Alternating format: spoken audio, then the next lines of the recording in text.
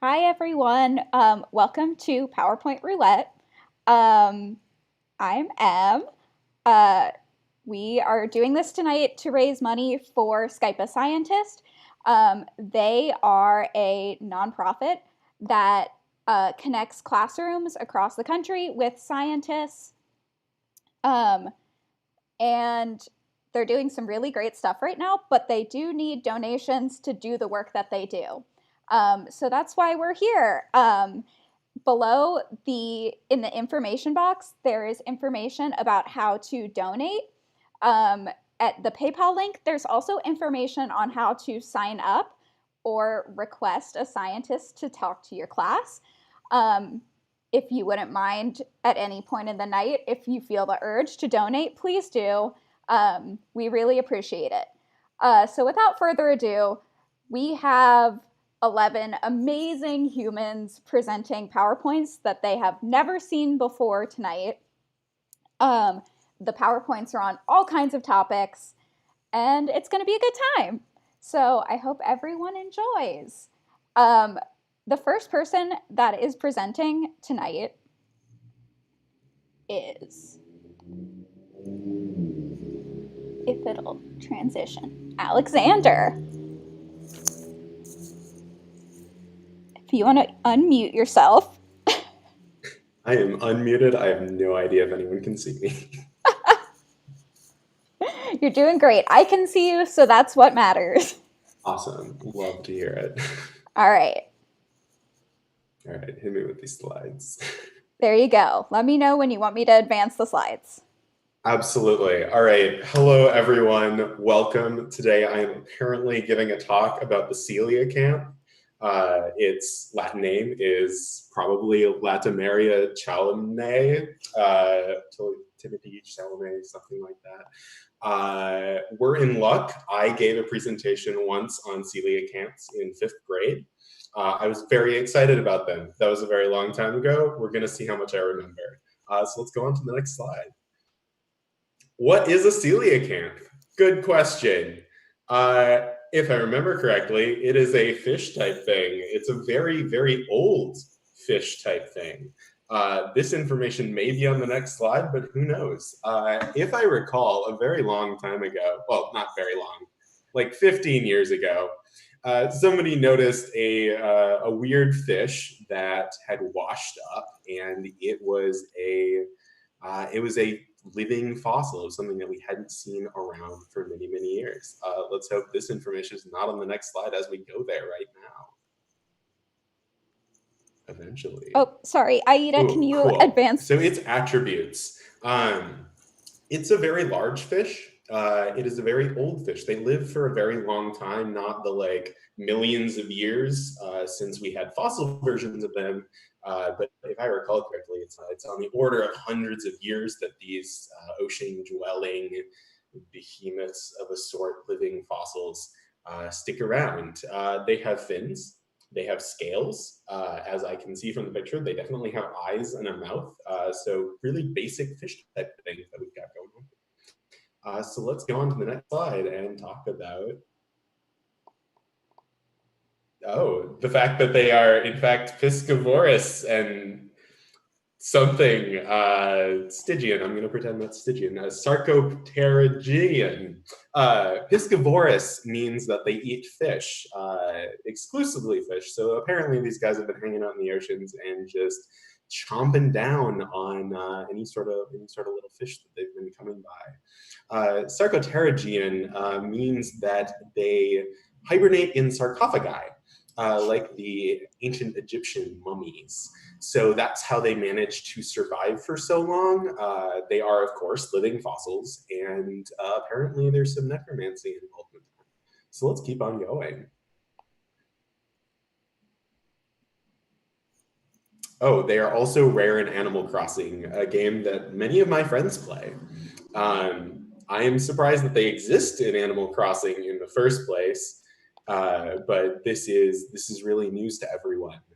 So definitely, I bet the turnip coelacanth exchange rate is pretty great. So everybody should get on that. Now let's move on to either the next bullet point or it is the next slide. So this is probably the Animal Crossing version of the coelacanth, based on the graphics level here. So the season is year-round.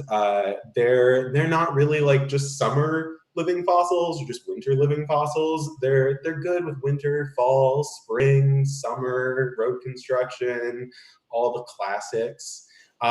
They live in the sea, surprising no one. It's a giant fish. And its record size is 46.65 inches.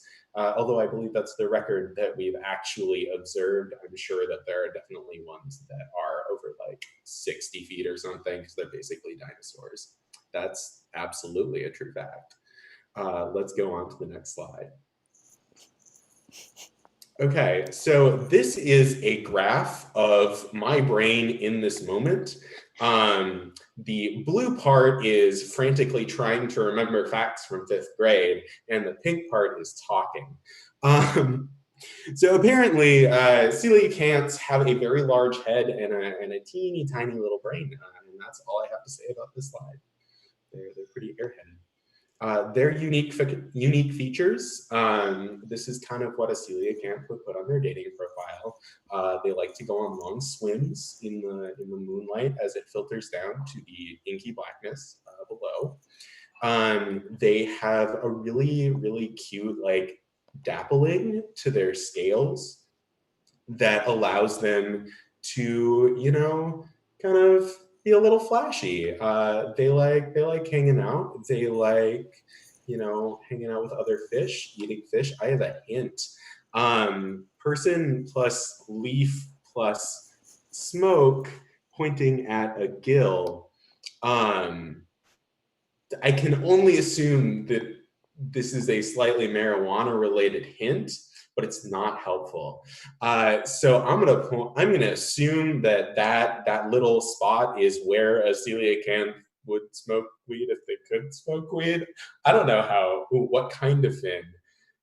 Good Lord, a side fin.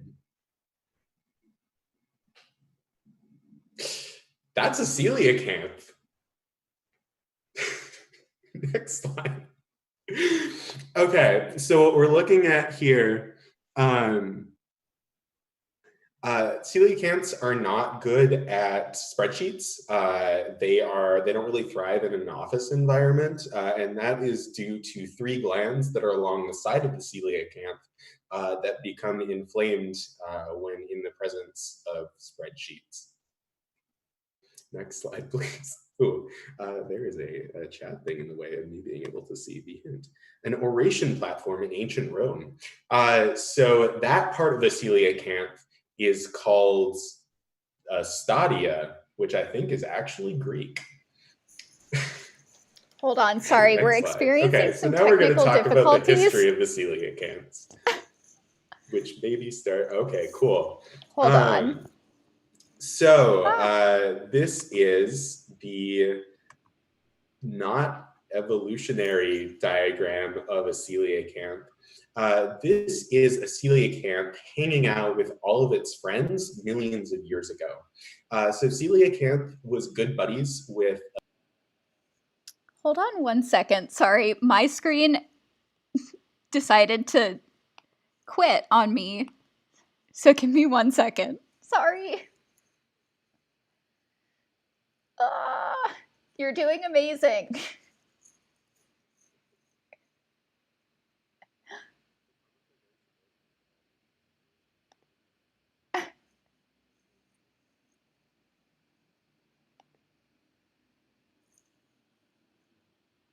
Okay.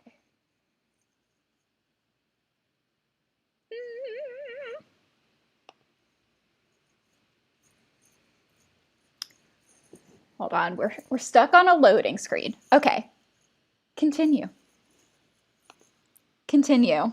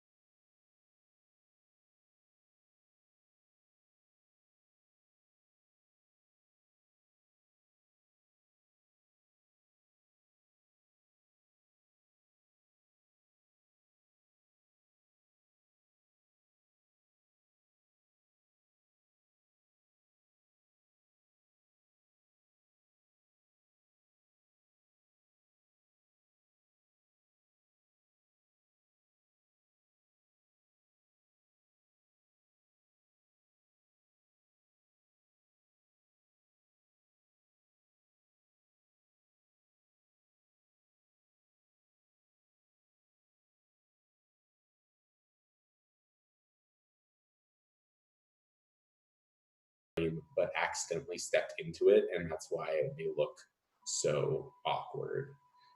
Although it does look like I may have to really start over.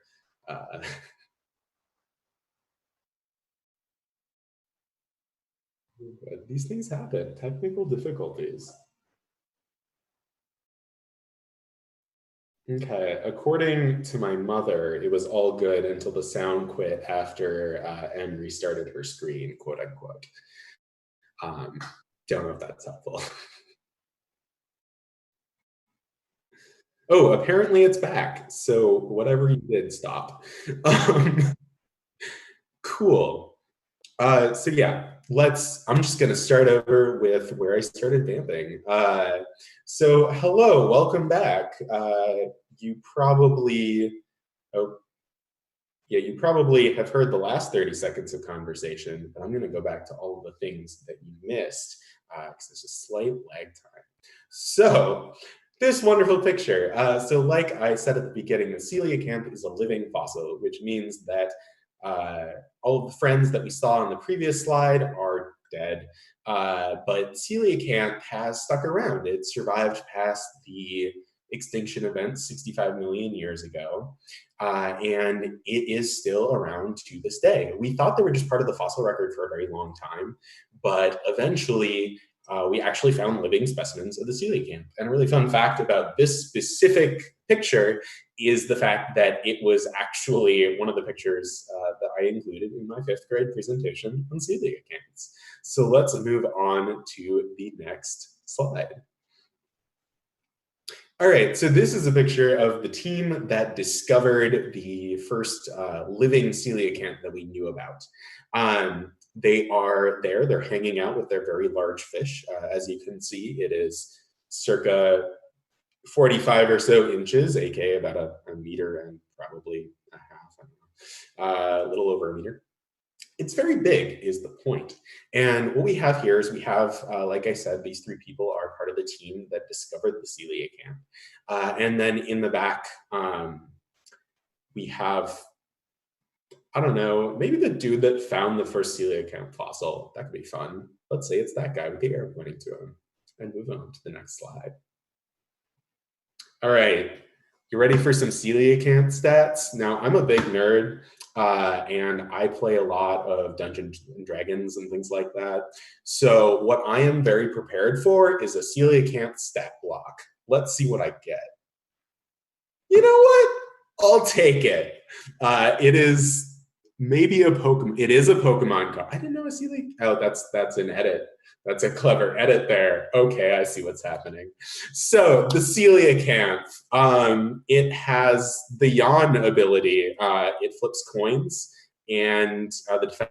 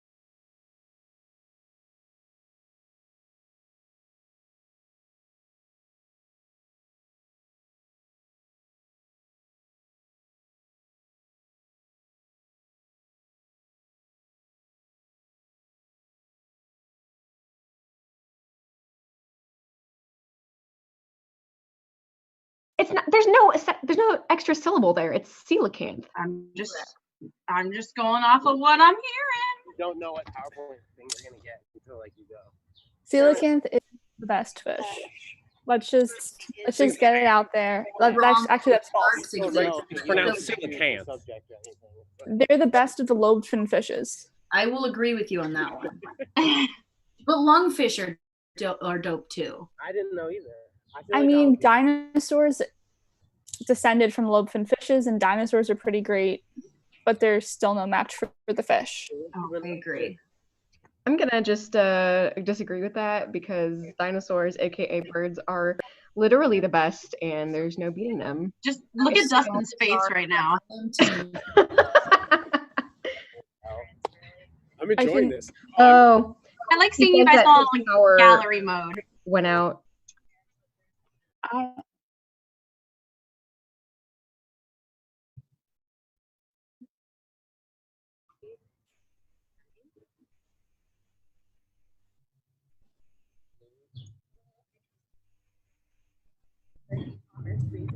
Hello.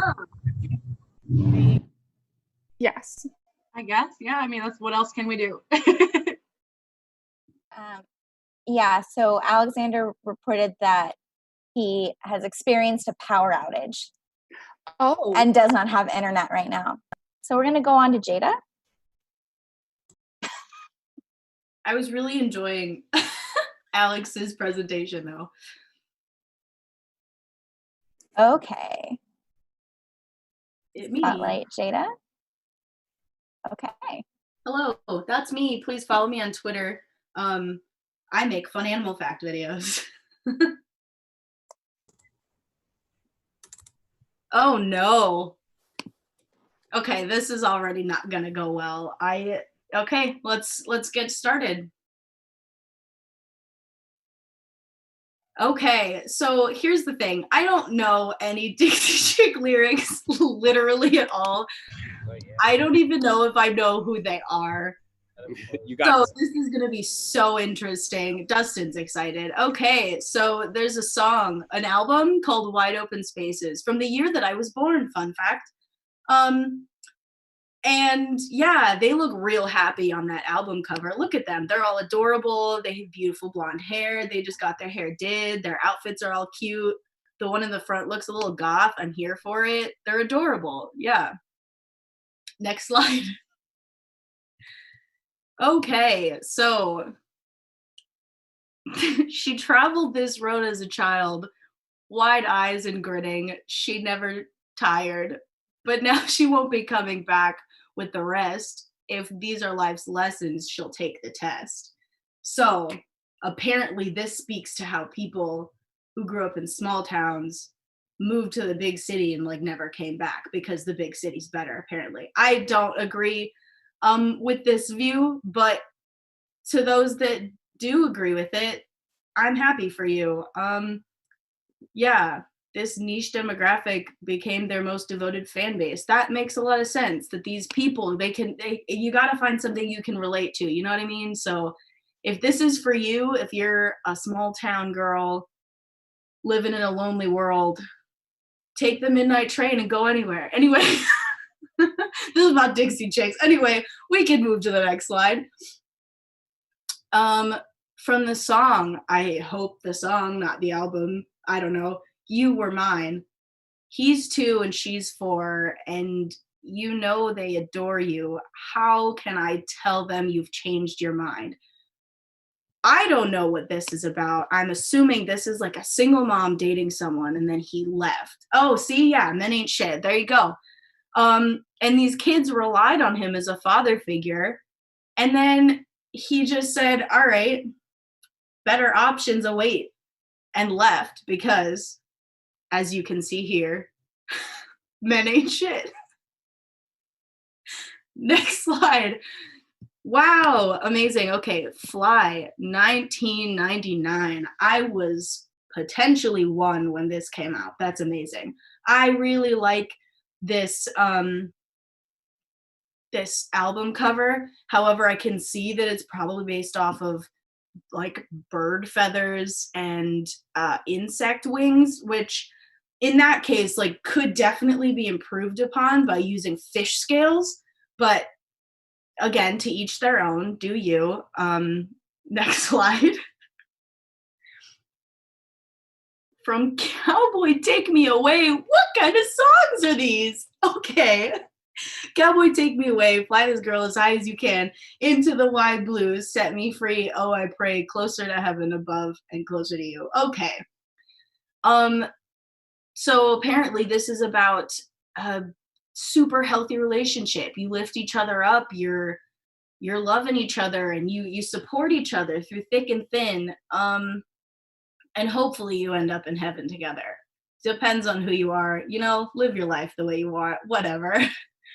Apparently many country love songs were focused on sweeping the girl off her feet. I wouldn't know. The only country song I've really ever listened to is Before He Cheats by Carrie Underwood, because bangers, right?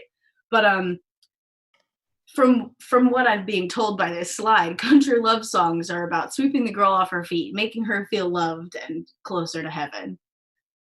Next slide. This is ridiculous. I don't even know what's happening anymore. Okay. Goodbye, Earl. First of all, that's not my favorite name, but it's fine. She finally got the nerve to file for divorce. Oh, good for you, honey. And she let the law take it from there. But Earl walked right through the restraining order and put her in intensive care. Oh, that didn't end well. This started so strong and ended so bad. Okay, so I'm assuming this is about how the government doesn't help you as much as you think that it should. But maybe that's not what the slide says. Maybe I should actually read what's going on here. Apparently this received a lot of criticism, as you would expect it to. People might come back at you for talking about domestic abuse, which apparently is a huge problem in the South. Didn't know that. Now I know. The music video was criticized. I have no idea what happened. Apparently Earl died at the end. But here's the thing. If you're going to be a horrific human being, you're going to get what you deserve in the end. You decide if death is what they deserve or if they should just get punched in the throat. I don't know.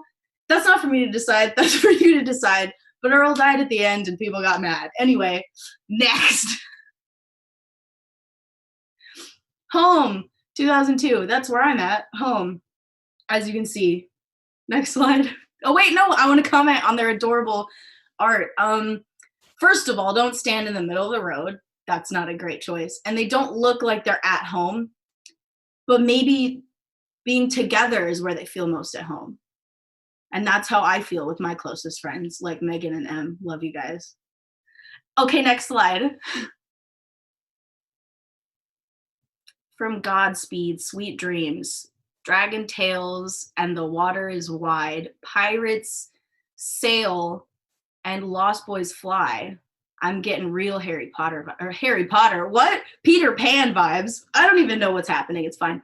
Fish bite moonbeams every night. I can tell you that's not scientifically accurate. And I love you, Godspeed, little man. Apparently, I just want to point out that they write a hell of a lullaby. And apparently, that's all I have to say. Next slide.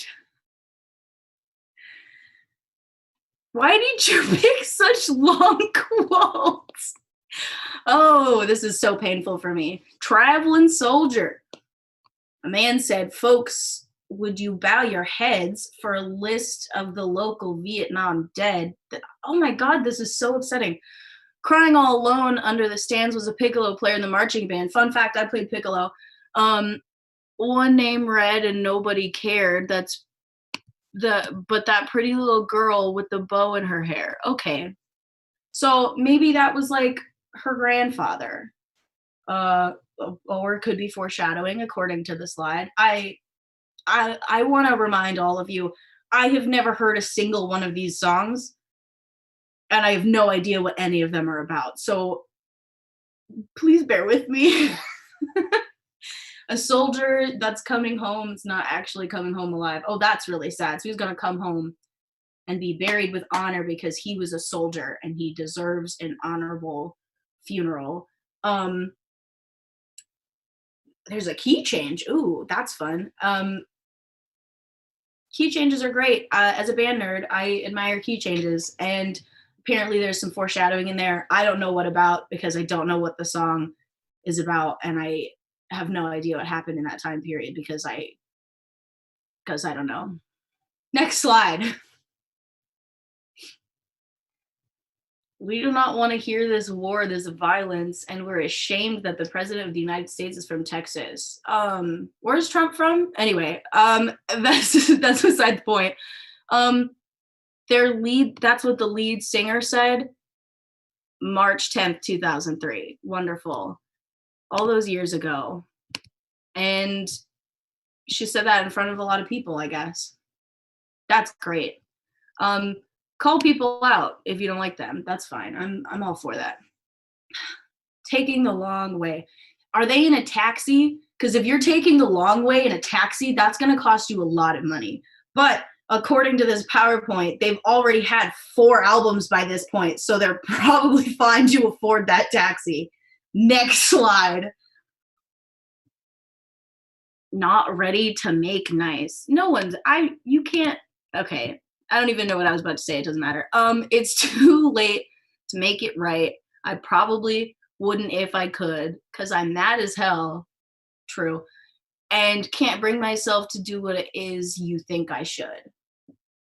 Play along at home. Is this about A, a former lover, B, the country music industry as a whole, or C, the Republican Party? The answer is D, all of the above. I don't know. Hey, I was close enough. Look at it's, yeah. The album won 5 Grammys despite getting very little radio airplay. That's super interesting. It won 5 Grammys and I've never even heard about it.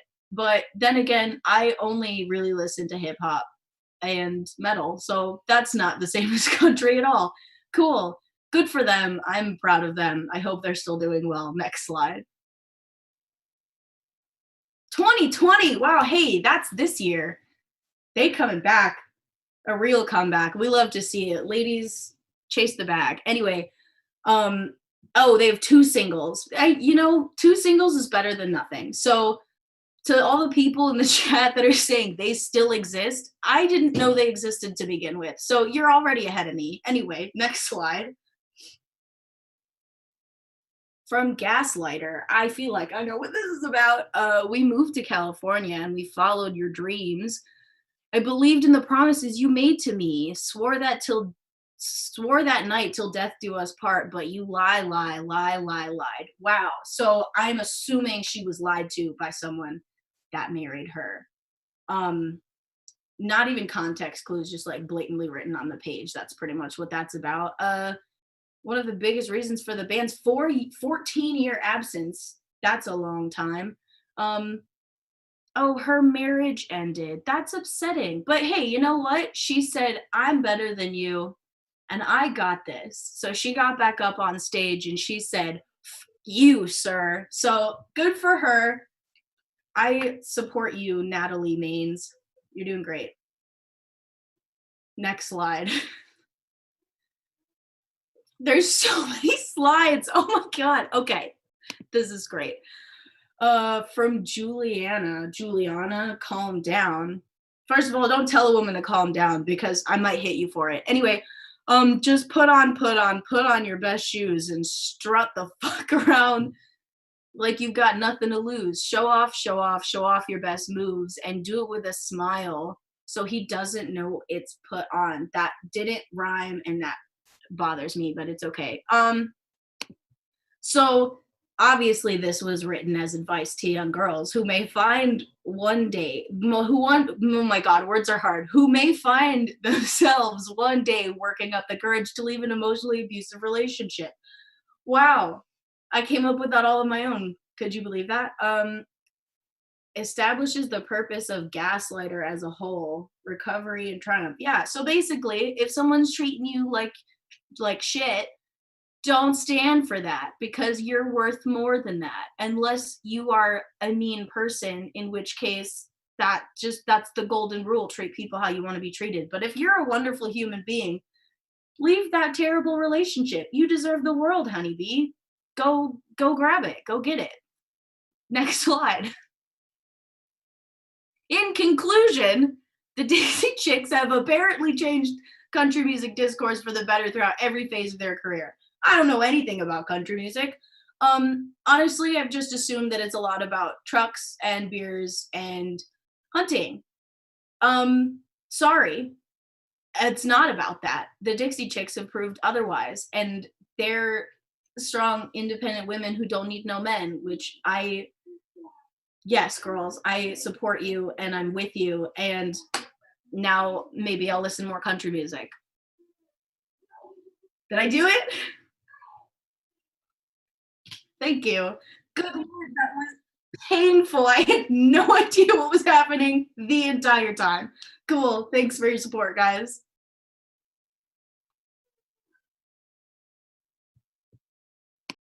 Alexander's back if we want to go back and finish his presentation. Is my connection at all stable? Like, is this video decent? Yeah. Cool, I'm tethering off my phone right now. Oh my God. Show must go on. What do you think,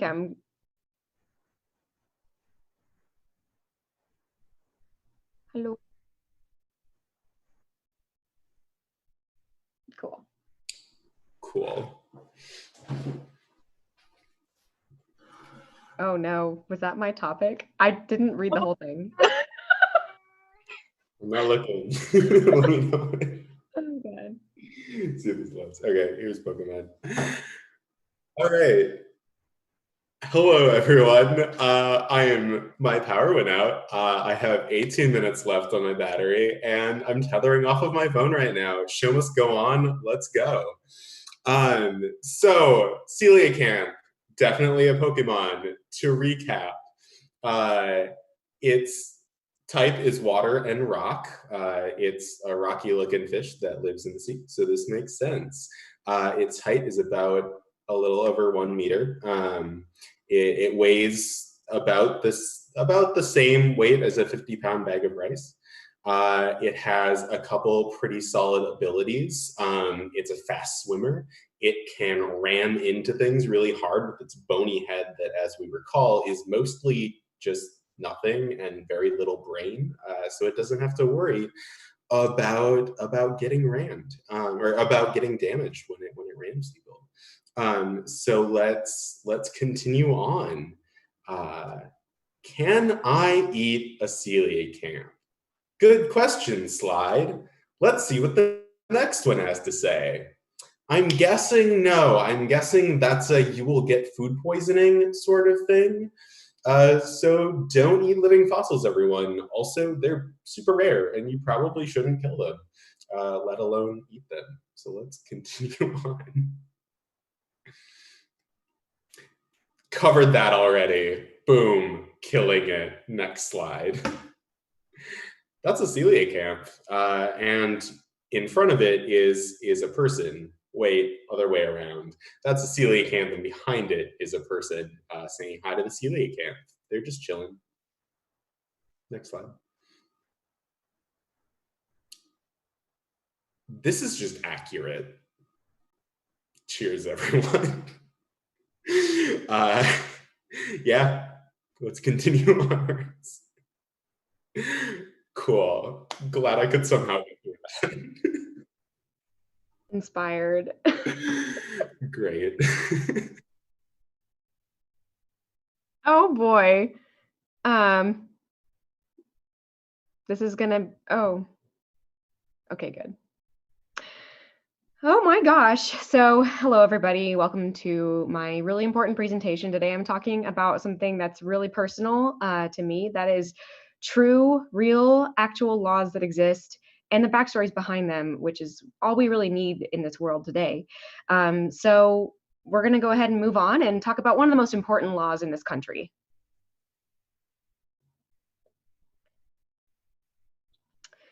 Now, what you may not know about eggs is that it is a federal crime to sell bread with a label that has a picture of an egg on it. So the word egg or any phonetic equivalent of the word egg, unless the bread has at least 2.56% egg solids in it. So I know what you're thinking. Why? Why does it matter? Let me tell you what. In this country, we do not appreciate false advertising. Sometimes we let it slide, but in the case of eggs and bread, we decided that it was an egregious offense to include the word egg with relation to bread when there was in fact no egg in it. Therefore, jail. Next slide. Now, as you know, fire is illegal, but it is also a federal crime to manufacture cigarette lighters without getting at least 100 toddlers to test them out. Now, the logical conclusion to come to is that we don't want children playing with lighters. That seems like it should be the answer. It's not. The real answer is that we want to give the most encouragement possible to our young arsons so that our firefighters continue to have jobs. Jobs are so important to this country, especially in this economy right now. We have to make sure the toddlers know how to use lighters. Next slide.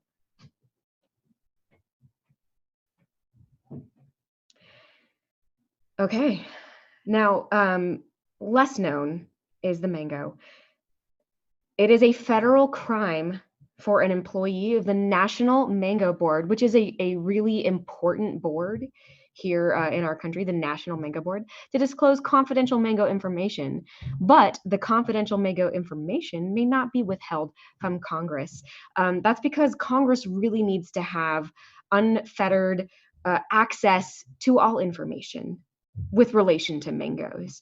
Our country is founded on mangoes. I don't know if you realize this, but they basically got our forefathers through the drafting of the Constitution. So mangoes are a really important part of our history, and the Congress needs access to mango information. But because it is confidential, we don't need mango secrets getting out into foreign agencies that want to cause harm to our mango supply chain. We can't just give that information to the general public. It would be a huge, huge travesty for our country. So now, taking a step back a little bit, this law seems like a law, the next one, that wouldn't really make a huge difference, but in fact it does. We're going to see what that law is right now, and that is the weather. Now, we did in fact enact this particular law because of Dr. Doofenshmirtz. Unfortunately, the tri-state area has had a number of incidents involving manipulation of weather, so it is now a federal crime to willfully try to change the weather without submitting the correct forms. It's not a laughing matter. If the weather were just subject to the whims of the people trying to alter it, what would that do to our economy? What would it do to agriculture? What would it do to all of those cows out on our rangeland? They would get hit by lightning more than normal, and that's not okay. So because of all the events that happened in the tri-state area, we've taken corrective action ahead of those issues to prevent that from ever happening. So submit the forms, and then we'll make sure you're not committing insurance fraud with your lightning insurance on your cattle. Next slide. I did not secretly make this presentation. I just know a lot about law in this country. My sister's a lawyer. She doesn't serve here in Kansas, so she serves in Oklahoma. But I mean, I'm exposed to the law quite a lot, so I just know a lot about it. And one thing I also know a lot about is cheese. Now, of all the cheeses here in this country, brie, gorgonzola, velveteen, like Velveeta, whatever it's called, you know what I mean. Of all those cheeses, moist Limburger cheese is disgusting.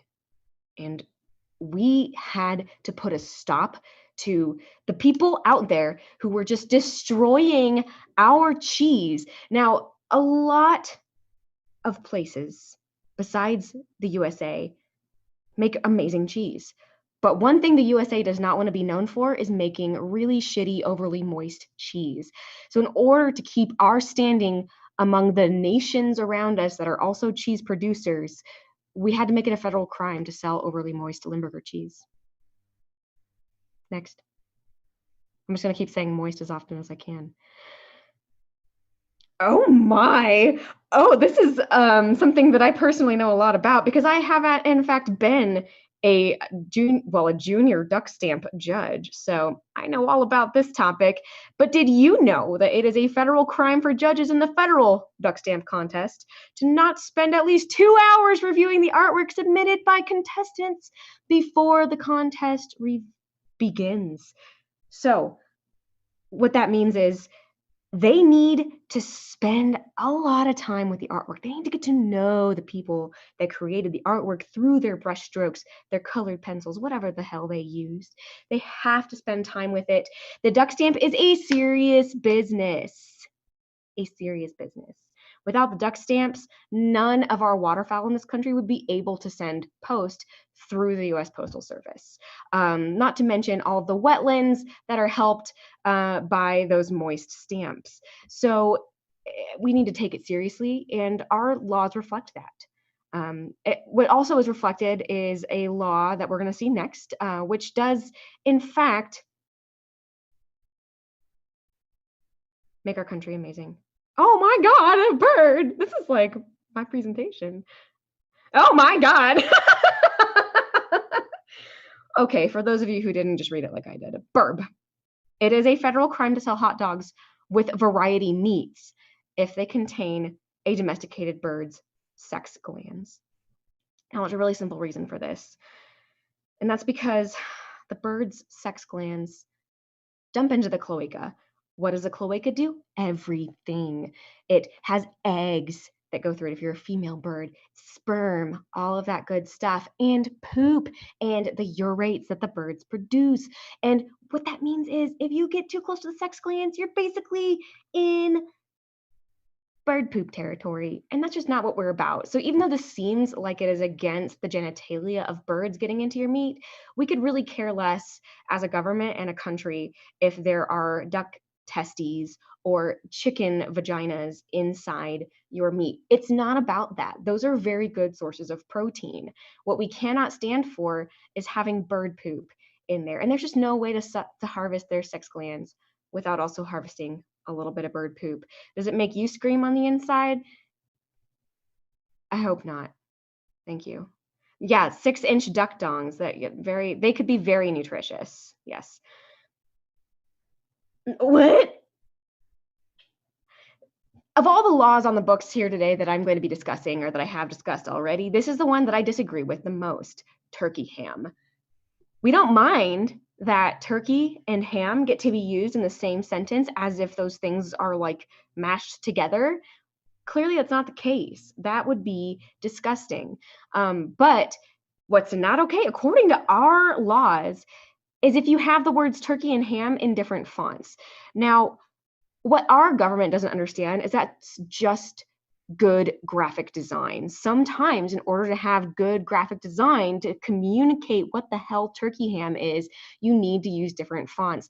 I think that this is a result of a lot of people in our Congress who just do not understand modern principles of graphic design. And I just think that that's pretty disgusting, honestly. They should take a few classes, not only in graphic design, but also in turkey. It would benefit everybody if they knew more about birds. Next slide.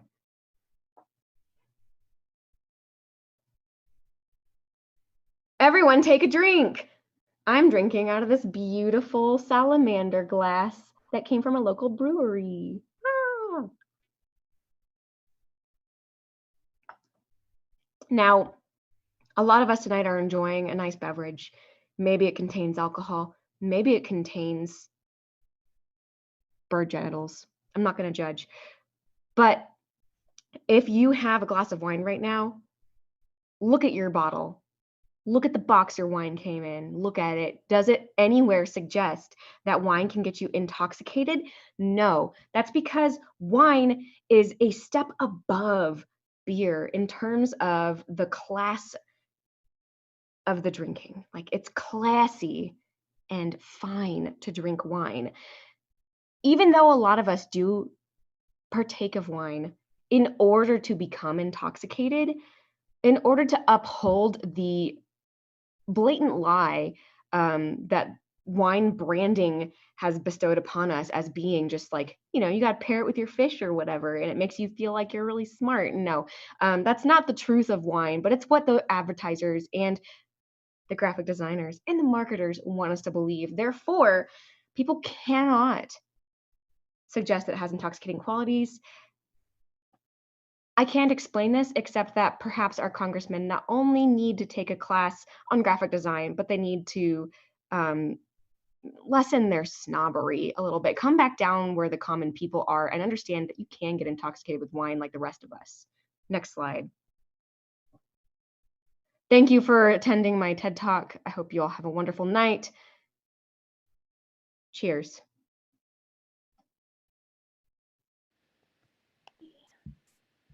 Thank you, All right. Rachel. I just really quickly, before you start, Margo, want to reiterate that we are raising money tonight for Skype a Scientist. If you haven't donated yet, there is a link to donate in the video description. Thank you. Alrighty, guys, donate right now if you can. Anything helps. My name is Margo, and let's see what I'll be presenting on today. Alrighty, today I'll be presenting on the Cannes Film Festival. So the Cannes Film Festival is an annual film festival held in Cannes, France, which previews new films of all genres, including documentaries from all around the world, founded in 1946, and the invitation-only festival is held annually, usually in May. So if we weren't in quarantine, it'd be happening right now at the Palais des Festivals et des Congrès. And this is from your ever so trustworthy Wikipedia.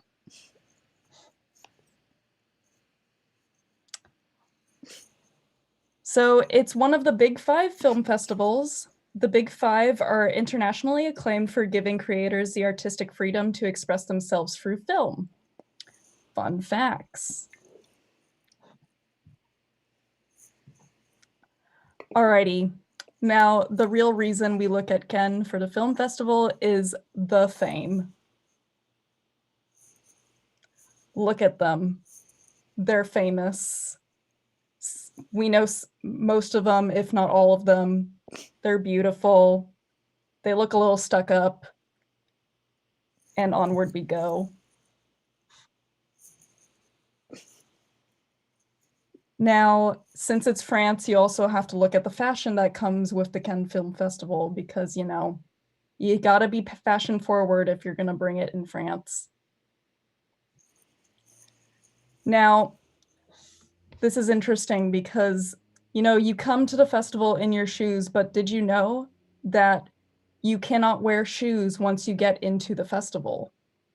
You have to wear sparkles and no shoes, or just one shoe. Poofiness is extremely encouraged, and extravagant colors are always acceptable. And I mean, look at that. That's just a work of art. And you have to climb the stairs and everything, and it's just a moment for everyone. Alrighty, now this is a film festival, so we might as well talk about the films, because it's, you know, just a little tidbit. There are many legendary films that have made their premieres at the Cannes Film Festival. If you didn't know that. Like the ever so famous Dirty Dancing. Like, who hasn't wanted to perform this scene where you get lifted up in the air? Doesn't matter if you, like, who you are, you want to do this. Like, you just want to go to the club and get thrusted into the air like it's just fate.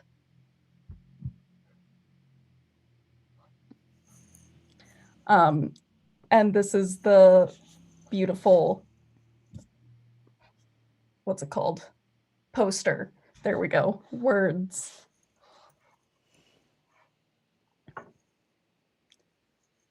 So next film we have is The Fifth Element. Wonderful film. I haven't seen it personally, but if you look at it, there's a lot going on. You've got some alien figures, you've got some stunning redheads, you've got a thing that looks like a thumb, and a lot of shocked faces. So if you watch this, you're probably going to be shocked.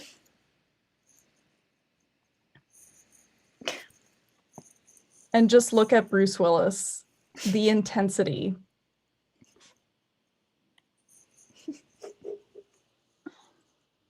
I'm loving this fading. Oh, and Kung Fu Panda was also presented at the Cannes Film Festival. Great movie. Lots of puns. And just who doesn't want to see a Kung Fu fighting panda with a bunch of animal friends? Honestly, just like the poster says, one of the best movies of the year. And it got a sequel, didn't it? I think it got a sequel.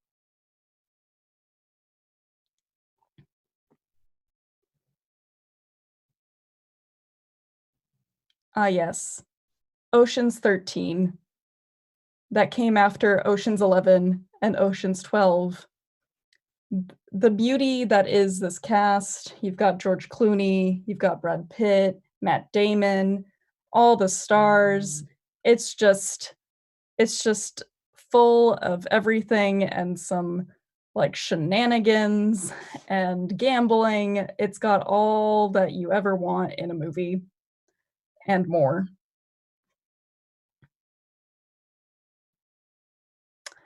And there's more of the cast in the poster.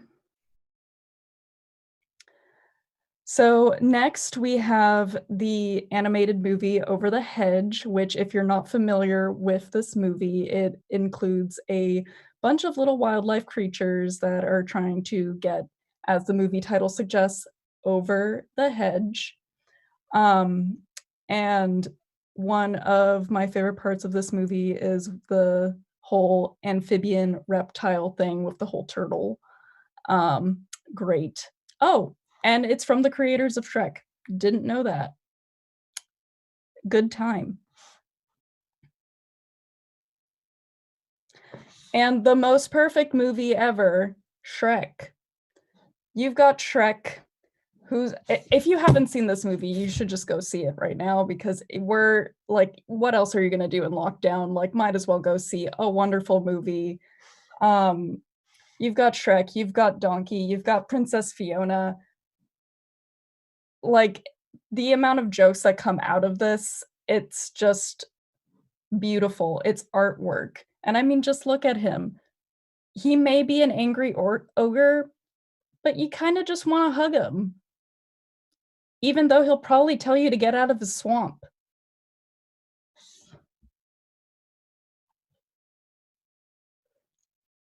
And just look at that movie poster. Beautiful. And that's it. Thank you for listening.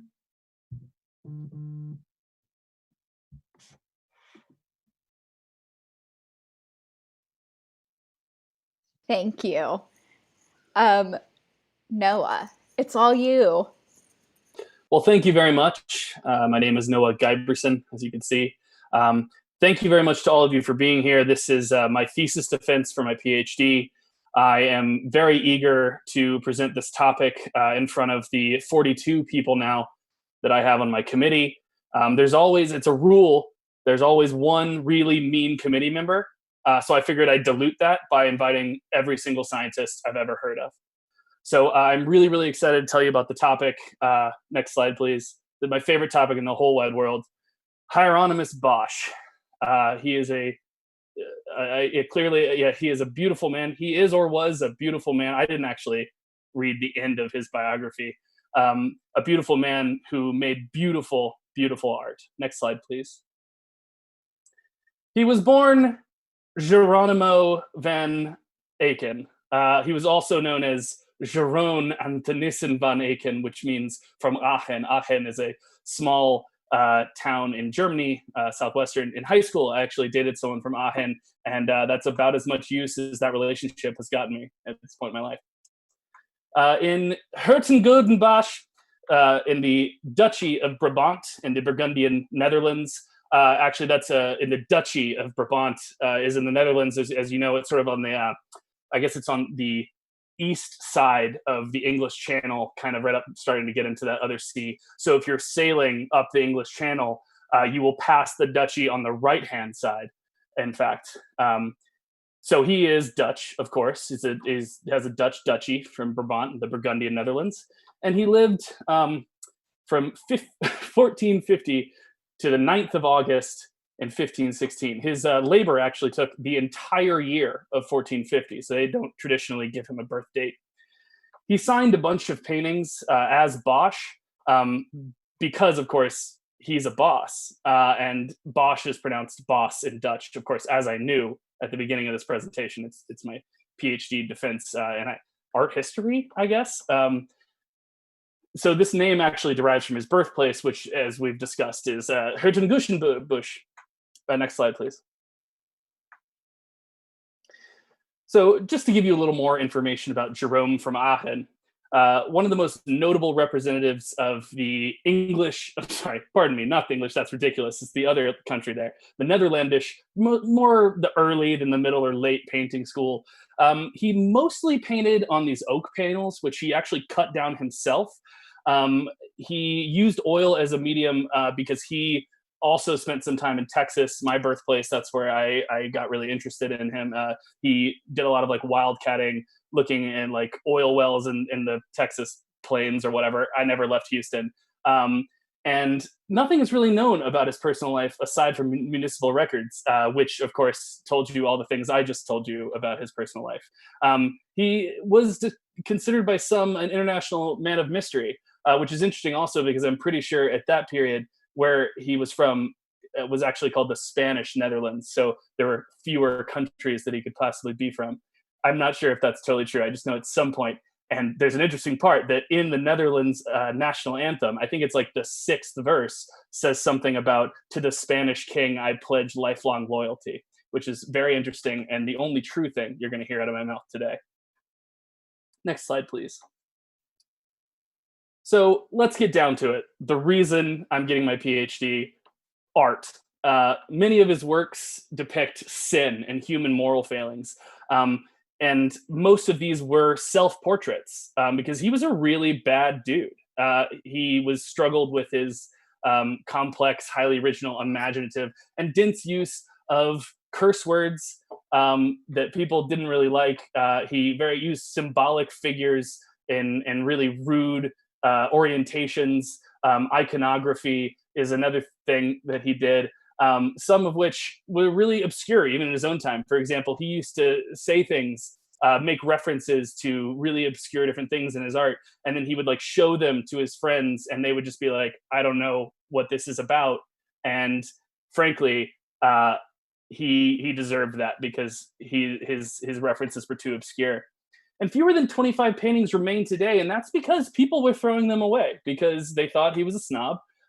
He painted a lot of like really lascivious, rude stuff, and only 25 paintings remain today that are definitively attributed to him. Now, this is where it gets really interesting. Right now, you could have just tuned in now, you'd be fine, because the most interesting thing about him, and the thing I'm guaranteeing you will be in the next slide as well, is that there are a lot of paintings that he may not have actually signed his name, or we might otherwise think may have been done by him, but were really done by other. And I can't wait to show you, actually in the next slide, let's go to the next slide. I can't wait to show you lots of those.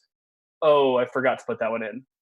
Shit. Yeah, that was most of the first part of my thesis. So I guess I'll just skip right on to the second part. And that's the part where I'm gonna elaborate on the symbolism and the detail that really, really distinguishes Bosch or Boss from the other artists of his time. Next slide, please. This is a painting of a waking nightmare that I had once.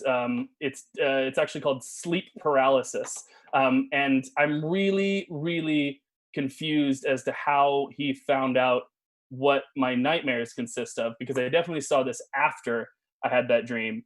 You ever have those where like you're sleeping and then you feel like you can't move and then like there's something like on your chest? I have those every single night, and every single one of them, that face is looming over my face. And I try to scream, but unfortunately I can't. I'm totally paralyzed, and it just feels like I am I'm in like a bath of what apparently is that face's snot, if you look really closely. There's also a different receptacle of snot that was tipped over, and a lot of the other people who were experiencing sleep paralysis also fell out as well. I have never been in that one. I suspect it's the better one, and just because I really, really crave status, I think that if I do really, really well tonight and get my PhD in art history, I might be moved into that waking nightmare pot of snot. Please, next slide. Yes, this is complicated because, as of course everyone on this committee will know, just 1 second. I'm not stalling for time. Actually, one more second. A lot of people don't know this, but Bosch was also a musician, and he wanted nothing more than to be a trumpeter. But he didn't use like the brass instrument trumpet. No, what he wanted to do was use his mouth to trumpet. He wanted to do something like this. He never mastered that art form, and so instead he became a really shitty painter who painted the stuff of nightmares. And then, just because he was really sad about that, he tried to incorporate those into his artwork as well. Next slide, please. Right. This is something I had hoped I would not have to cover. I did talk to my PhD advisor, and she assured me that my entire PhD depended on this. I don't know how Bosch got a copy of my diary, but this is a scene from my childhood. You might think I'm the person with the snake wrapped around them. No, actually, I'm the owl that is flagellating that person. I grew up in a very complicated, really religious family. I grew up listening to a radio station in Houston, Texas, which was called 89.3 FM KSBJ, and their tagline was "God listens," which is both really like groan-inducing and also an incredible pun. But the things I heard on that radio station were harrowing.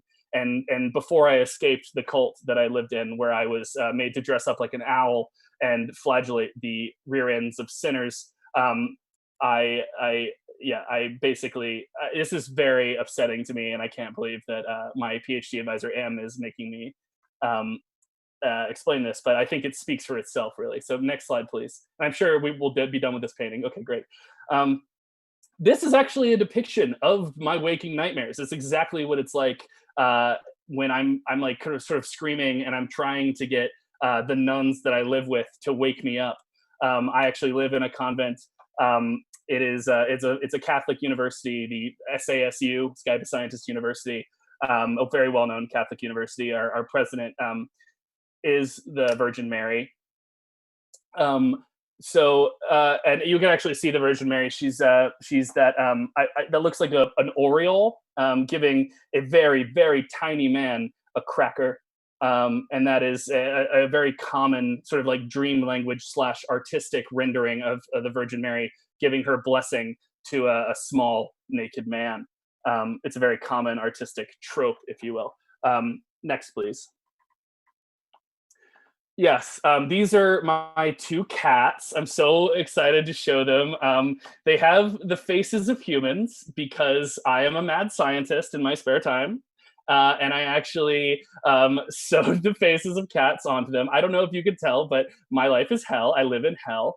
And all these things are normal sights you see in hell. Please do not judge me. This is my personal lifestyle choice. I actually gave the cat on the right, it looks like a nun. It's actually a boy cat. That boy cat has a lot of like neck rolls. So I think it's time for the next slide. Although I suspect there might be another detail that we're going to see in this painting. Oh no, just kidding. Never mind. So I also wanted to show you briefly. I really do love Bosch, but I wanted to put in a little piece of artwork that was inspired by his work, and that is I did a calligraphy class, and on like gold foil stuff. It was really fun. This is actually just a picture of me and my friends on one of those nights where you like drink wine and they let you paint with the gold foil. And we got really fucked up. That's why there's a one of those funnels on their head, but that's okay. It's fine that you didn't laugh. You can go to the next one. Yeah, okay, I've already covered this. Actually, you can keep going. And I just want to reiterate, although we only have 25 known paintings of his, there may be more that are up for debate. He was able to protect these from being destroyed by making them less shit. And so if you go to the next, you might be able to see some of them. Yeah, of course, also some of these lost treasures, art historians are very ironic and sarcastic, but they are not limited to these particular fine works of art. This is known as the Concert in the Egg. It depicts a real event from Bosch's life when he came out of the egg that he, I think the word is pupated in, but I have zero confidence in that. It was just fun to say. So when Bosch was pupating in his egg, he loved to listen to the music of all his co-pupators in his egg. And it was a lot of fun, except everyone was really enjoying it and was astonished by how much fun it had. You can see by their faces, except for the one person in the front. It looks like an elderly woman who does not want to be there at all, and she's trying to get out. Luckily, her path is blocked by a man, typical. And you also see, I want to zoom in. Actually, if you go to the next slide, you can see also on this the little monkey with a trumpet, and it looks like it has wings, but actually what it has is a hole that it's climbing out of, and it wanted to be able to play the trumpet. And of course, everyone who knows anything about Bosch will know that this is a depiction of Bosch himself within the painting. He tries to include in many of his artwork himself, some sort of version of a self-portrait of himself within these, playing his little mouth trumpet. And that's how we can try to figure out which ones are by him and which ones aren't. Next slide, please. Yes, that is a hand. You're not idiots. I don't have to explain this to you. That's a human hand. It is reaching out of the egg because it is reaching for what appears to be a small rake, so it can rake up all the leaves and prevent forest fires. Next slide, please. This is basically the way that Bosch decided what he was going to paint. Is he spun a big Renaissance wheel, and wherever the wheel landed, that was the horrible image of like some sort of twisted, surreal hellscape that he was going to paint. So if you go on, you'll be able to see a close up probably. Yes, so for example, it looks like there's some naked people who are playing with another naked person, which is actually the most normal thing you will see in any of his paintings. But then if you look at the top right of that small circle, it looks like a demon is stabbing someone right in the groin. And that, again, I mean, at this particular time in the Netherlands, that was a normal occurrence. And what I feel like people need to understand is when we prejudge sort of historical art by the depictions you see that may not really be PC today, we need to understand that it was totally normal to stab people in the groin back in the day. In fact, it was surprisingly recent that people stopped stabbing people in the groin. I myself was stabbed in the groin a couple years ago, and it was actually right after I ended pupating. So you can move on to the next slide now. Of course, we're still on this one, of course. This is a little tent, a tent with a very strange element of perspective where the front of the tent appears to be about 30 feet closer to your screen than the other side of the tent. And that is very simple. It's because the nun and then Peter Pan are going to get it on, and they pulled that part of the screen a lot closer to them to obscure their getting on of it, or pupating as it's known, from that man dressed up like a sheep with a stick, and that monk that's riding the sheep also holding a stick. Next slide, please.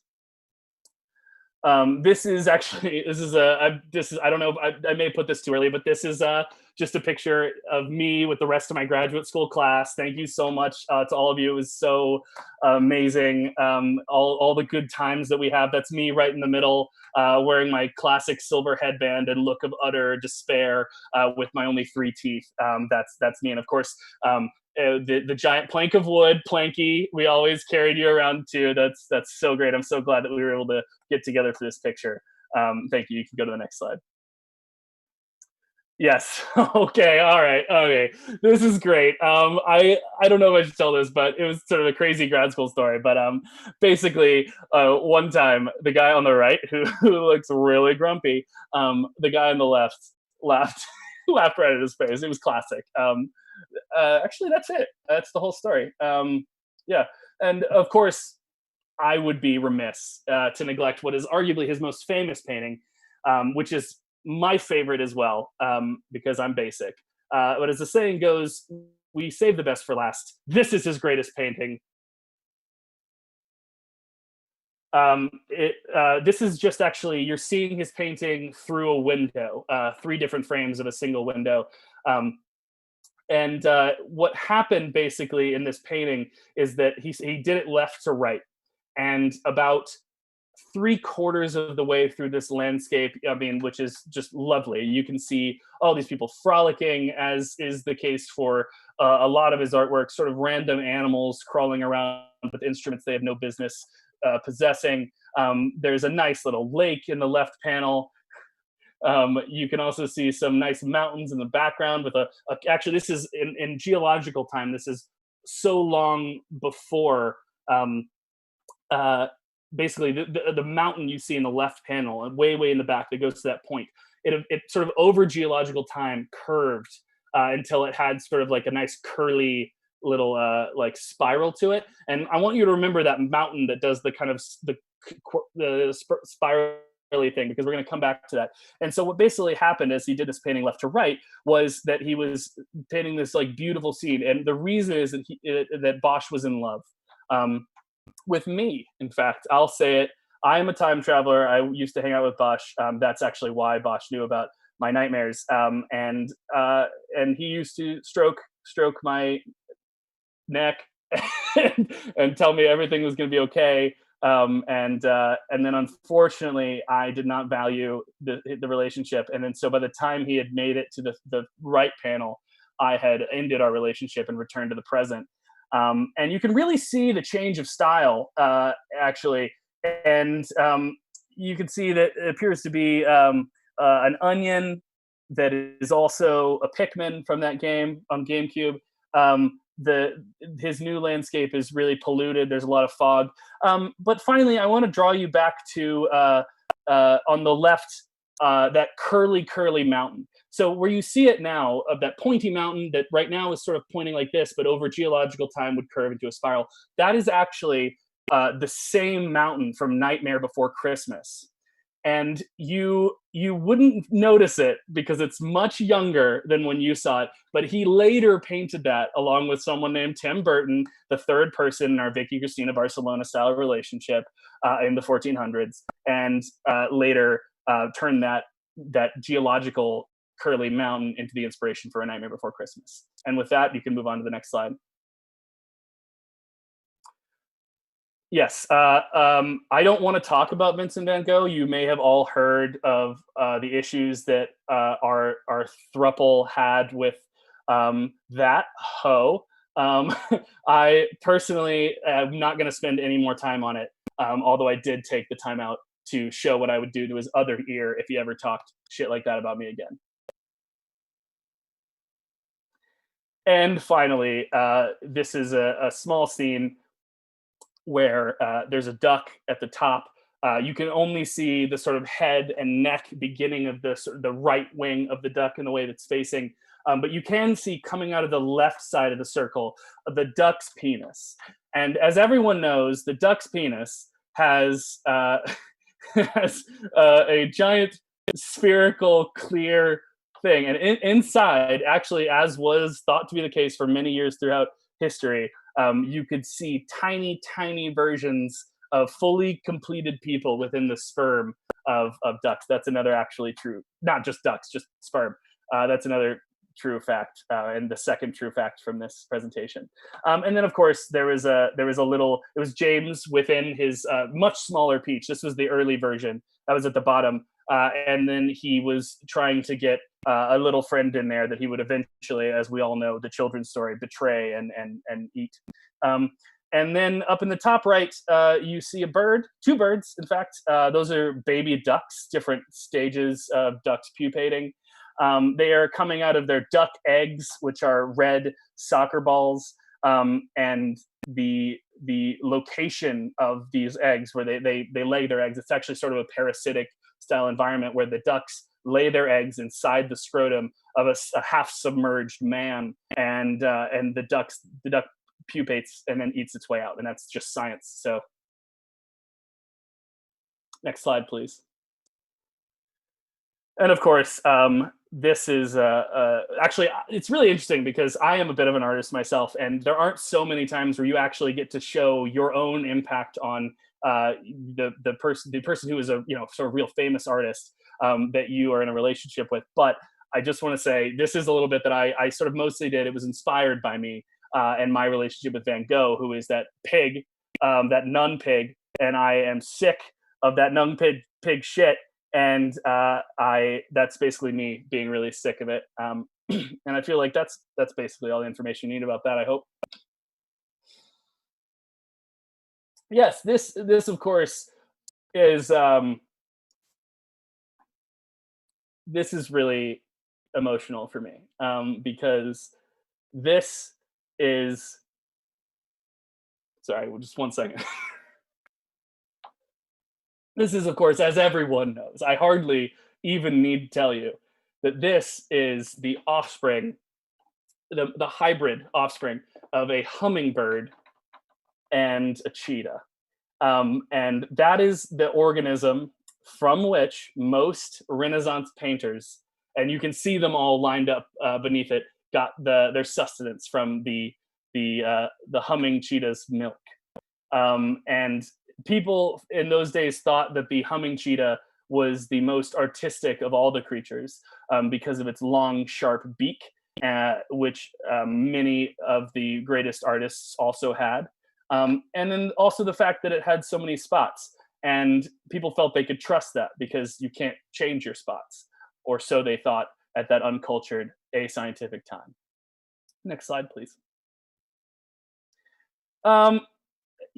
It's really interesting when you look at this art because it just never ceases to amaze you. You look at it time and time again and you see even greater and greater detail. This is actually a depiction, because of course I brought him a Bosch in our time machine. We traveled around to many different eras, so you'll get lots of different historical periods represented in his art. This is actually his sort of satirical depiction of Napoleon, who he thought of as a small hairy bird wearing a pot on its head, because of a pun that I can't quite get my mind around right now about calling the kestrel black, something like that. Napoleon famously really, really hated his soldiers to fart, and he hated it most when they would fart birds.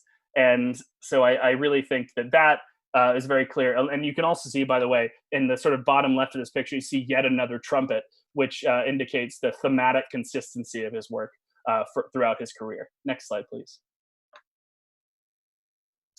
Thank you very much. This is just, of course, the two of us together.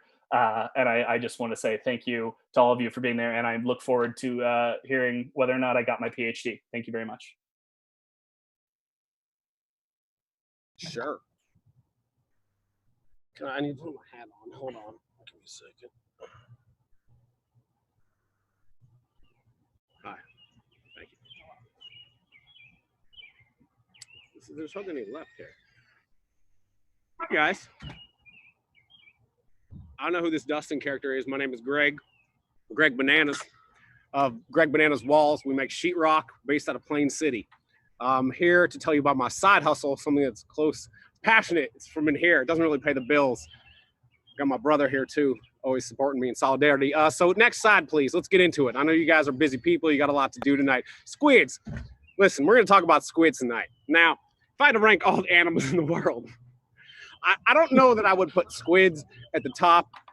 At least I didn't until I saw a squid in person. Listen, here's what I did. I went to where they live, and I think I'll let you know what. Next slide, please. Hit the next slide. I think this will help I think it's good to understand what a squid is before I get into like why I personally gravitate towards the squid as someone who works in construction in Central Ohio.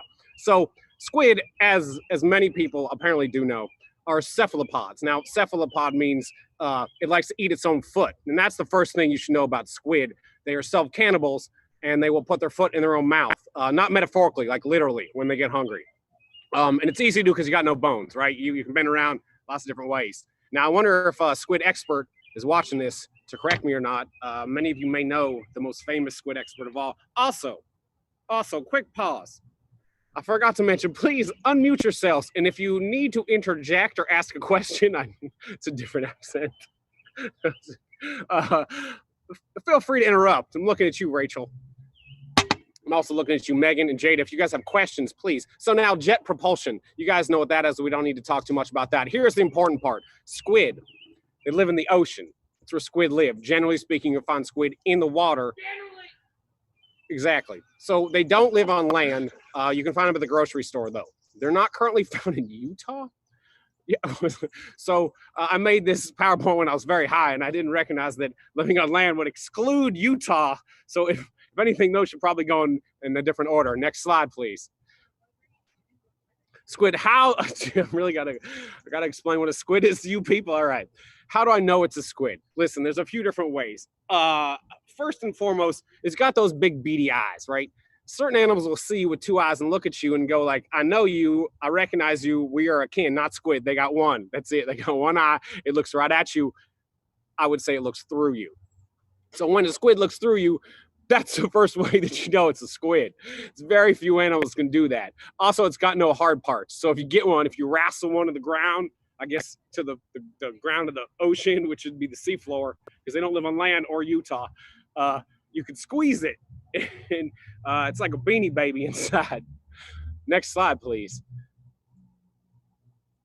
This is a stuffed squid because people, as you guys know, like stuffed animals. Is this a squid? I think it's a squid. You guys may be wondering what the banana on my head's about. We'll get to that. Next slide, please.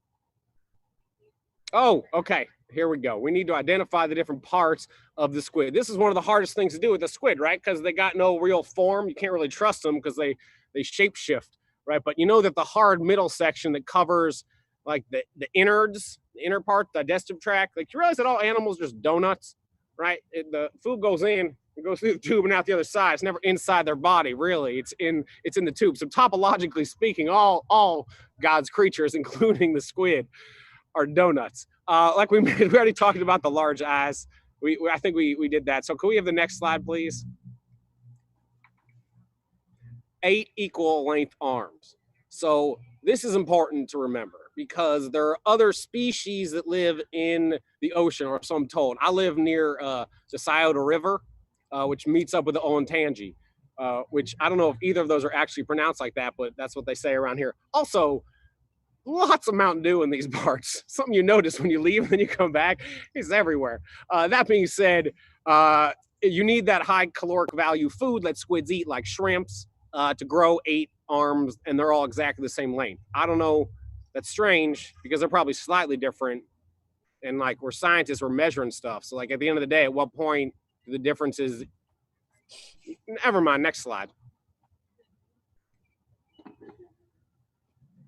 Greg, can I ask why you're so adamant to get past this really important identification part here? So listen, here's the deal.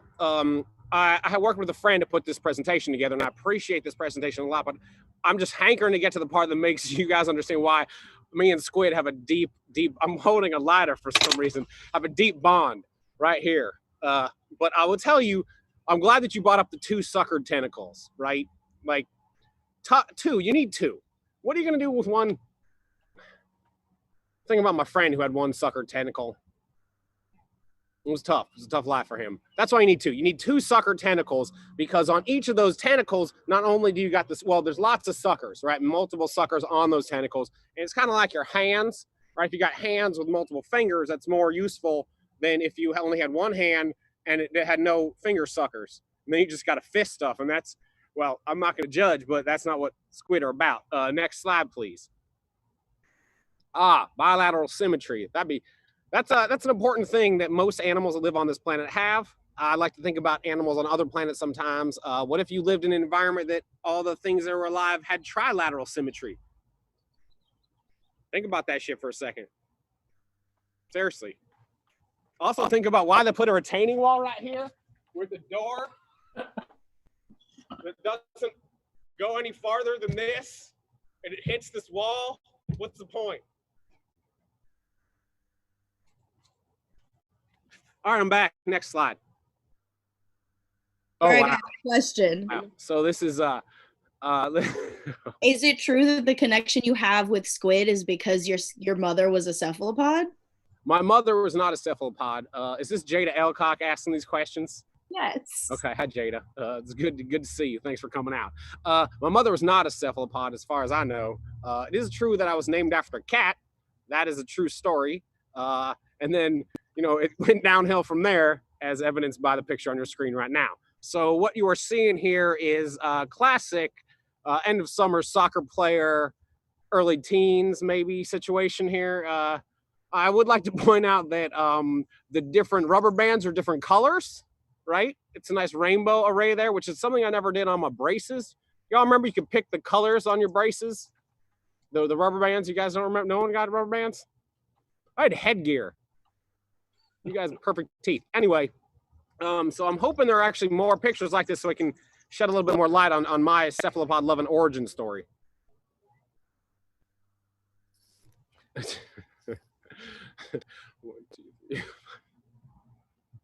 So I see here that a troll has sabotaged this cephalopod presentation because we talked earlier about 8 arms of equal length. Count the arrows, people. Count the arrows. This is a test. This was put here to trick you by the big not cephalopod lobby. That is more than 8 arrows, more than 8 braids. This would not be the last time I got my hairs braided. I once had cornrows in grad school. Next slide.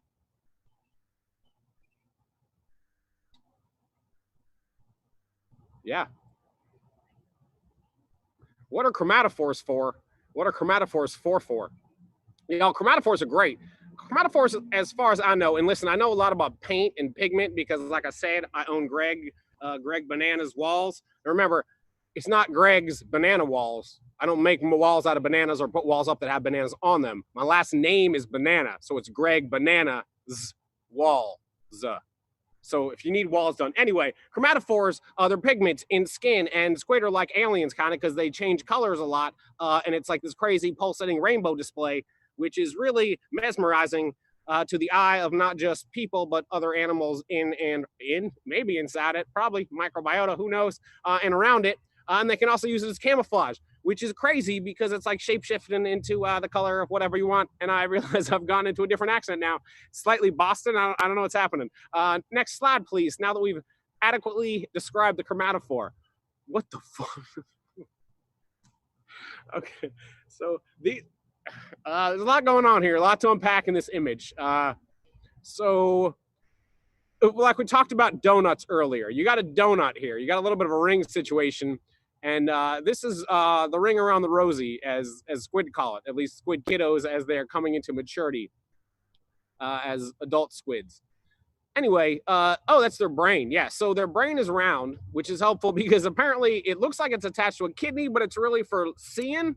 And I'm going to guess it sees out of its osphagus, which is a really good name, which is almost as good as phagocytosis, which is another fun. Anyway, so this clearly shows how squid see. Next slide, please.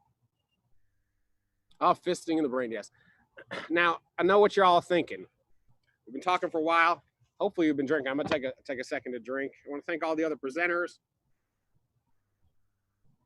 Also, shouts to Skype scientist. Give them $3. Why not?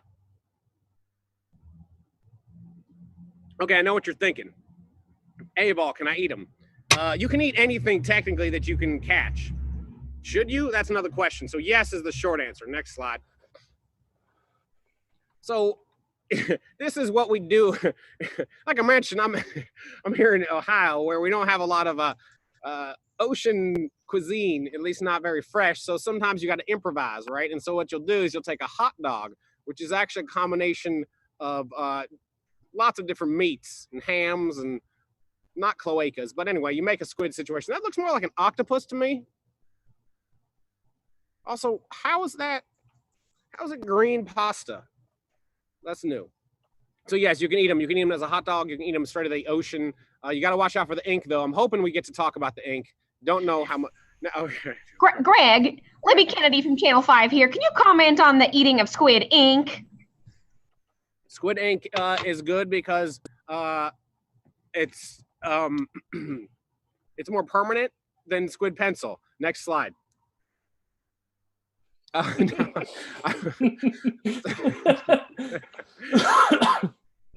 All right. So this is the point of the day where I introduce you to all of God's most perfect creatures, along with their common names. So I feel like I probably jammed a lot of different topics into one slideshow here, which is fine because you just got to roll with the punches. Let's go. Next slide. All right. So here we go. The animals I'm supposed to identify, these are not animals. Widely accepted common scientific names and adjectives.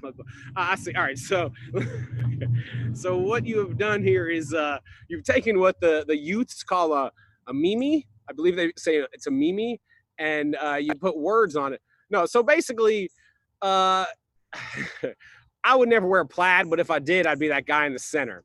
And what he's basically insinuating here is it's more fun, and he enjoys and believes there's more value in a multiple of metrics for using fun, approachable names that are recognizable rather than hardcore scientific names. Not that those aren't really funny and should be used, especially when they are losing their accents and there are dinosaurs like Panny Draco. Next slide.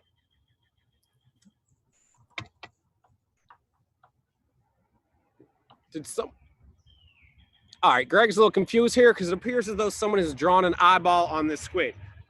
This squid, I need to pronounce its name. Is that what we're doing now? All right, here we go. This is, no, it's not. No, it is not. It is absolutely not called that. Are you serious? Dosadicus gigas? Greg, could you tell me the common name of this? Dosadicus gigas? Gigas? Dosadicus gigas? Is that? This is a squid. This is a giant. I believe this is a giant squid.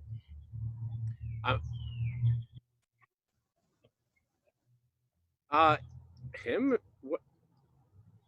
I don't know the answer to this question right now. Oh, this is a swimmy boy. No? What? Inquiring minds want to know what the common name of each of these are. I think they all have boy in them, though. I think Emma's onto something there. This is a Hawaiian bobtail squid. Is that? I'm confused as to the rules of the game right now. I'm also confused as to why I've defaulted in this other accent that is a different character that this person plays.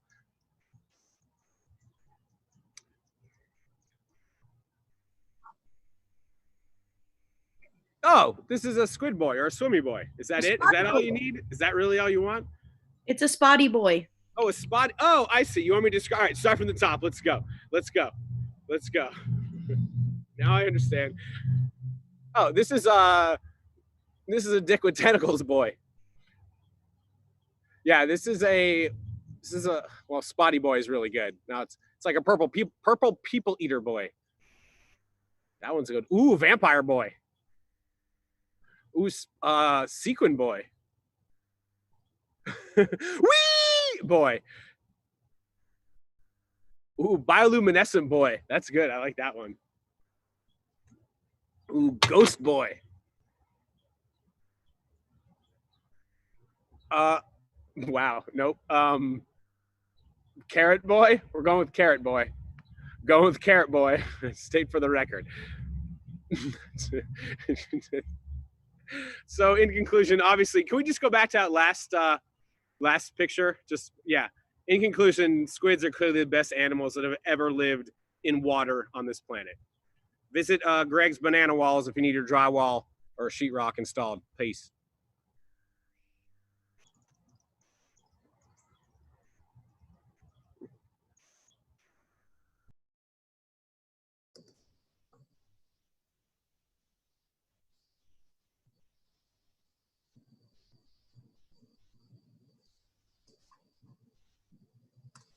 Hi everyone, I'm Carly. Let's see what I'm about to talk to you all about. Weird Pennsylvania shit.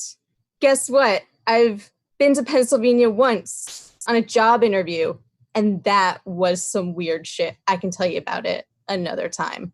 Looks like we're going to be focusing in on the capital here, Harrisburg, and the surrounding area. Next slide. There's a lot of really interesting places to see in central Pennsylvania here. So first of all, you have to go check out the intercourse.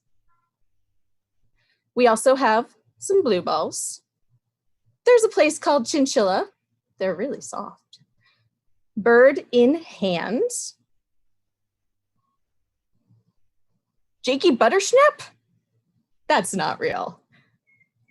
Paradise Desire and Panic, all very, very closely related towns. Next slide. Ooh, and we are filled with all kinds of strange things.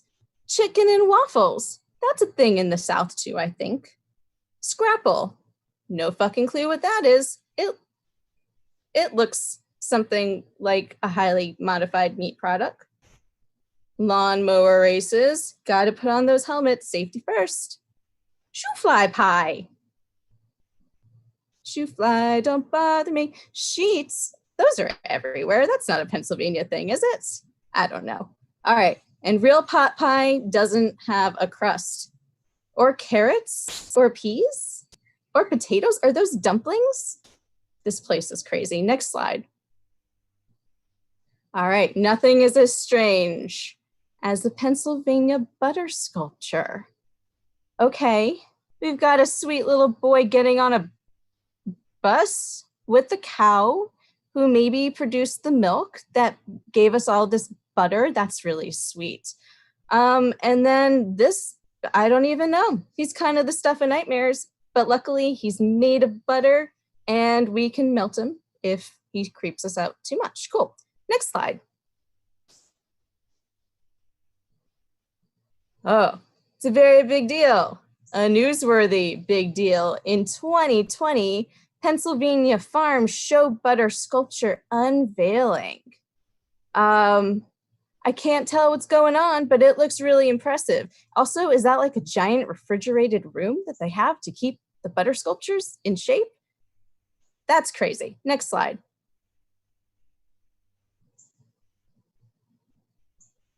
Oh, it embodies central Pennsylvania culture.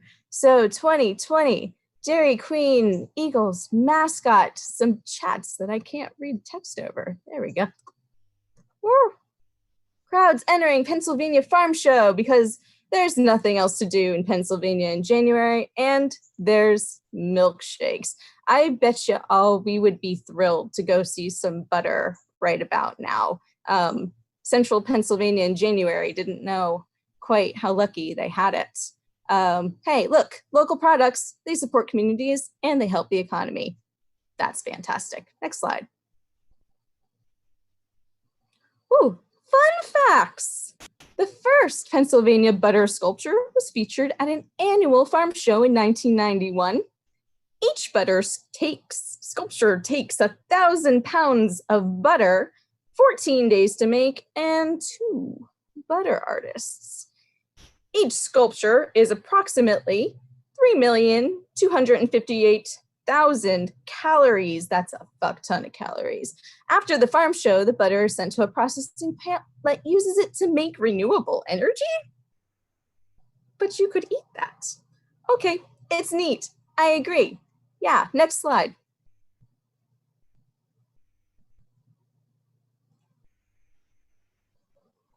Butter sculpture superlatives.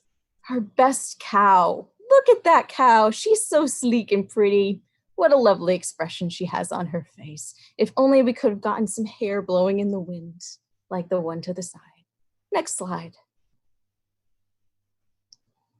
Best hair. I guess facial hair counts in the best hair category. I think that could probably be up for debate, but we got gritty with good hair as the descriptor here. I don't think the word gritty really should be an adjective used when we're talking about butter, but I guess if sculptures are in mind, we can make an exception. All right, I agree. All Pennsylvania mascots are terrifying. Look at those faces. Next slide. Ah, the best non-Pennsylvania sculpture. Where are the fucking feathers? Oh my gosh. Look at these, beautiful though. You have to appreciate this work of art. That's a fuck ton of butter. What a beautiful dino. Next slide. Most likely to commit a crime. Yeah, that's a sketchy looking motherfucker. And then we got some dogs dancing too in this scenario, which I think is kind of more interesting than this guy who looks like he's about to commit a crime. Hey, they're even wearing skirts and twirling around. I think that's delightful. Next slide. You better believe this is the end of the presentation. Oh, trying to make a butter pun, but the margin for error is too big. Thank you all for attending this lecture on Pennsylvania's butter culture. Next slide.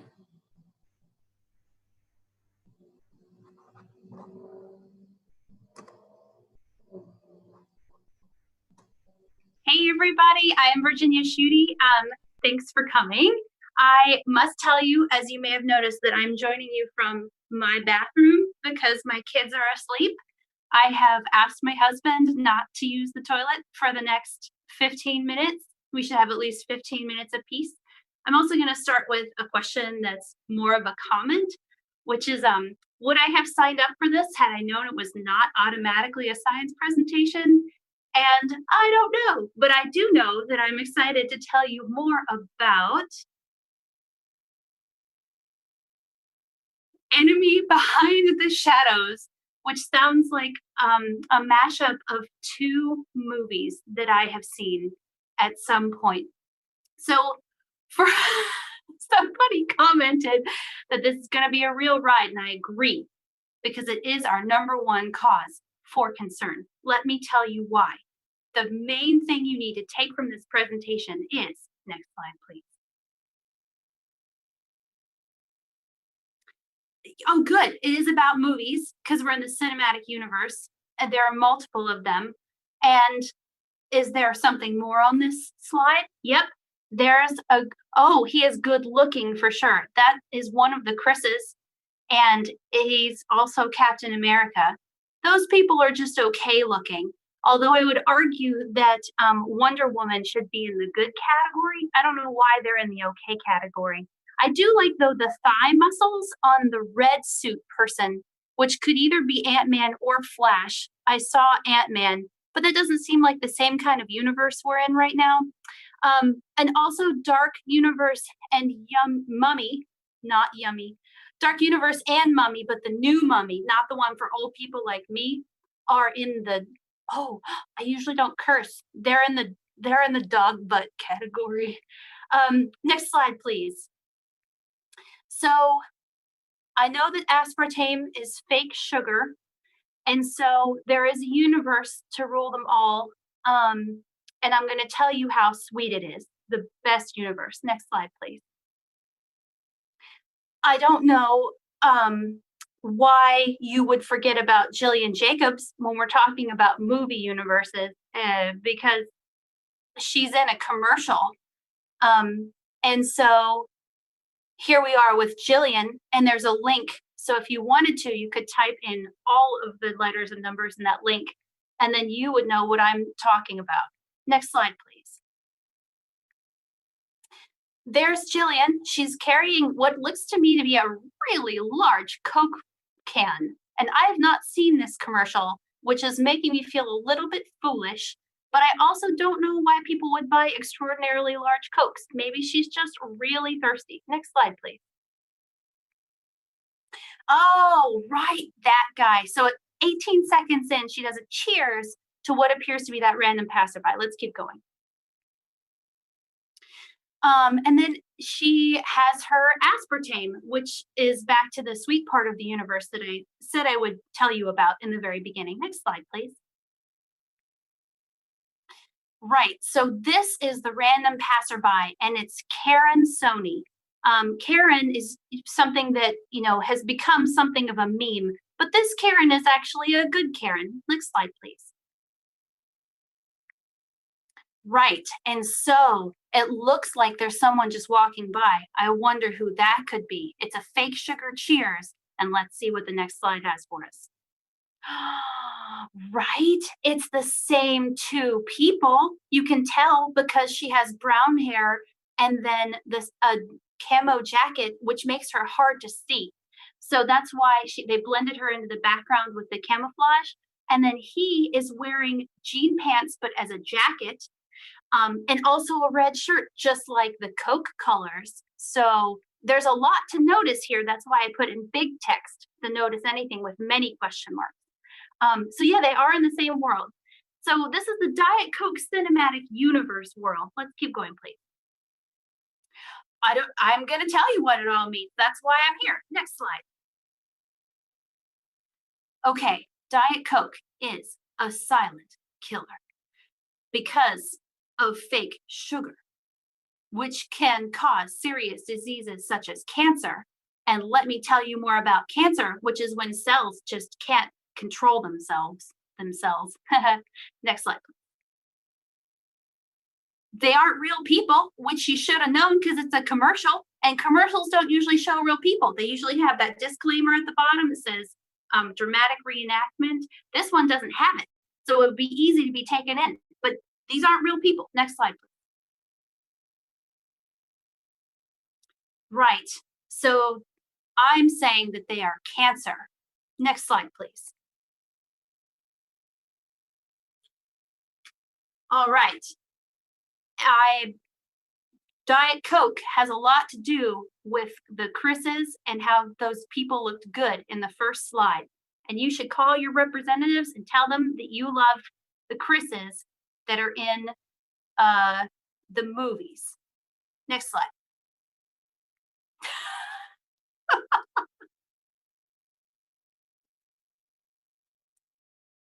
Hello. Welcome to what is clearly going to be an extremely informative presentation on the topic of your choosing, which is next slide. Your official guide to IKEA product name pronunciation. Now, I'd like to preface this by saying I'm on my second adult beverage of the evening, and therefore my pronunciations will be influenced by things. So, next slide. The Dragon. The Dragon is a spoon-like product that comes in sixes, not fives, not sevens, but sixes, because you can't mix unless you've got six. The X is important here. So the Dragon is extremely important if you want to mix your beverages, unless you have a reusable straw.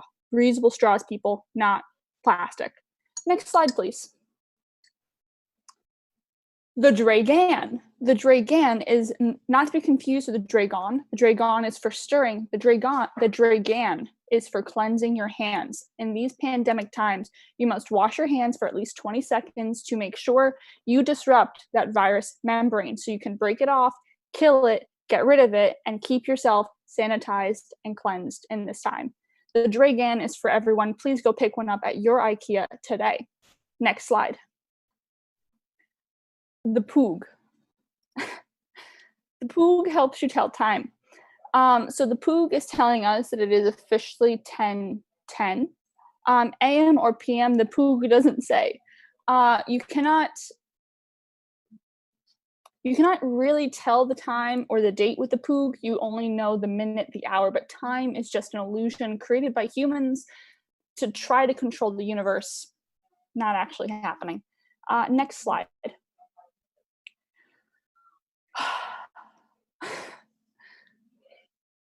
The Lugulose. The Lugulose is a way to strain your pasta water into your coffee cups. I've been informed that the J is actually a Y, so it's a ligulose. The ligulose as a way to strain your pasta water so you can use your pasta water to brew your coffee, because everyone knows the only way to live a waste-free lifestyle is to use pasta water to brew your coffee. Carbs on carbs on carbs. So the ligulose is what you should be using for all of your needs. Next slide, please. The snow big or go home. The snow big or go home is what I use to tuck myself in every single night, okay? Because I know that if you don't snow big, you're gonna go home, and you're gonna go home disappointed. So, next slide, please. And if you don't snow big and then snow home, you're gonna be groggy the next morning, like this plate suggests. Now, the groggy is excellent for your breakfast, not English breakfast, because those things a little confusing. I'm talking about a Southern breakfast here. You got your biscuits and gravy, and heavy on the gravy. So you got to be groggy to get the gravy. Next slide, please. You might think this is supposed to be jail. It's the jaw. Like saying y'all, but jaw. The jaw catches all of Jaw's dirty laundry, all of Jaw's dirty underwear. You put it in the jaw, it transports itself. Okay, it could be y'all. But again, we're going to go with jaw.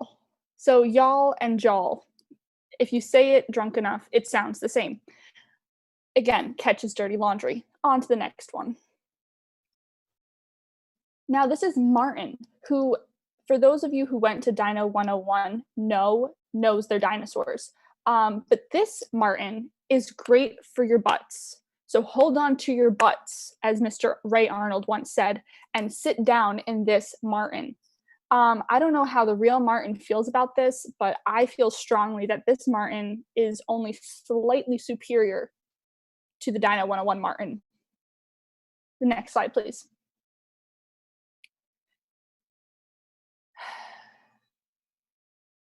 It's not what you think it is, all right? It's not a knot. It's a newt. Not like, has little frills, like little external gills, and before it becomes its adult form. This is a newt. A newt is not a knot. It is something you put in the corner of your room to create shadows, so that way the enemies from the shadows can appear.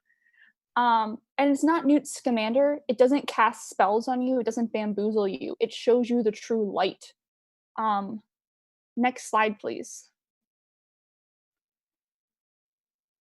This is where you store the creatures that come out of your gonads, the gonots. So the gonots, I should say, is where you put creatures that you have birthed in. You like to store the little clothes underneath. Now, it could be a gonat that's a little too close to gonad, so we've switched it to gonot. And not far enough is what I'm really thinking is how you should have pushed harder, honestly. Could have popped out a second kid if you pushed harder. Next slide. The torcus. The torcus holds your offspring's items for bath time, and it keeps them separate from their daytime things. So there's their bath time things that you hold in their torcus, and then there's their daytime things, which you hold in, bins. But the torcus is specifically for bath time, so don't confuse it with the other containers you have in your life. Next slide. Damn, that snack is good. So damn, that snack is good. It comes in a 3-pack. Now, as you see, there's only one location to tear it from, and it comes in pre-crumbled bits.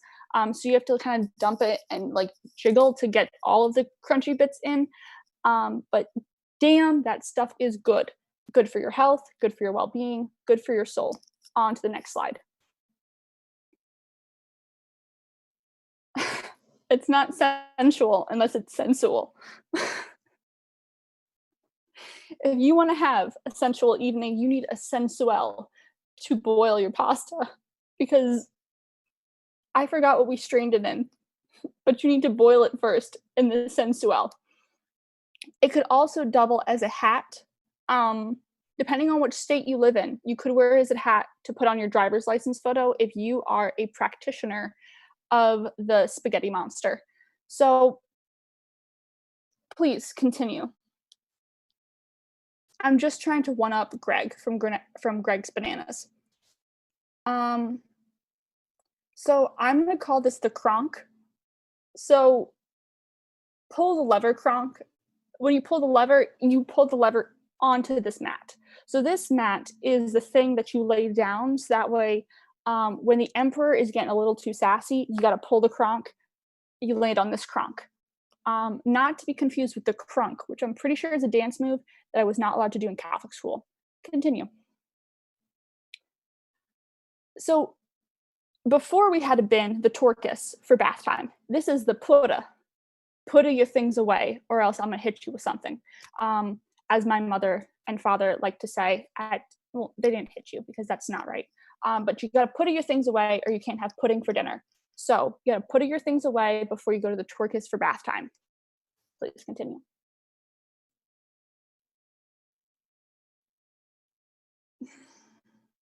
The stope.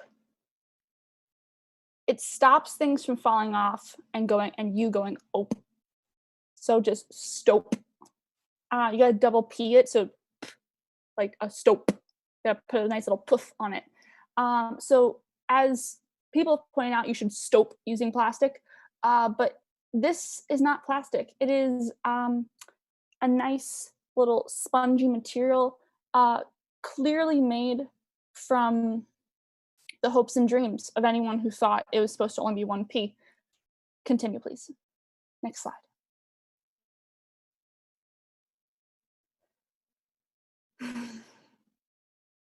If there's any children watching this, please close your ears.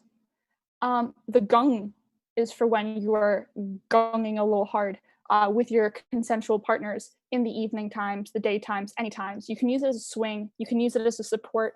You can use it to, I know some people in this chat hate the word. You can use this if you want to spank me daddy. But the gung is for those types of endeavors. You could also, I guess, use it to, support, give yourself a little lift if you need some. But in this case, you could just put your little bottoms, your little tops, whatever you want to put there. Put it there, have a nice time, consensually. To the next slide, please. You could tie that around your neck neat. Greg from Greg's Bananas is correct. If you want to get your funk on, you got to have this pillow. So when you got to get your funk on with the gung, you got to have this pillow there for support. What if you're swinging too hard and you bump your head? The funk on is there to prevent that. This is how you get those little children from the previous slides. Continue. Quite literally, it's a dumb snack.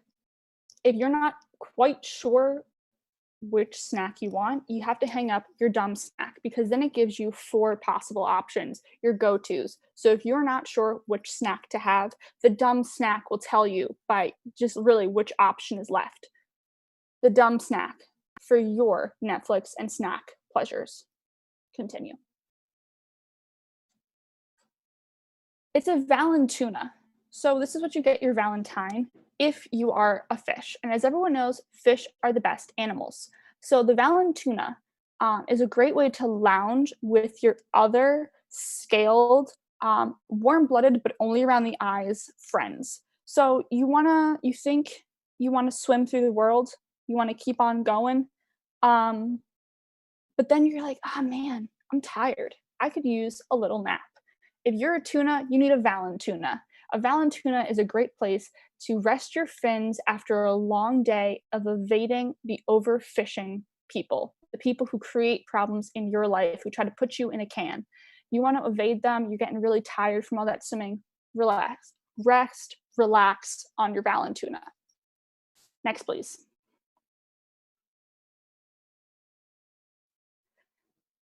It looks like it should be pronounced blage, but I'm going to call it the badass. So the blage, aka the badass, is a stuffed shark, which you can safely bring out of the water with you. Unlike the Valentuna, which is meant only for underwater use for your tired tunas, the badass comes to bed with you. So instead of you going to rest with the fishes come to you with the badass. Next slide, please. The Jock Mock is here.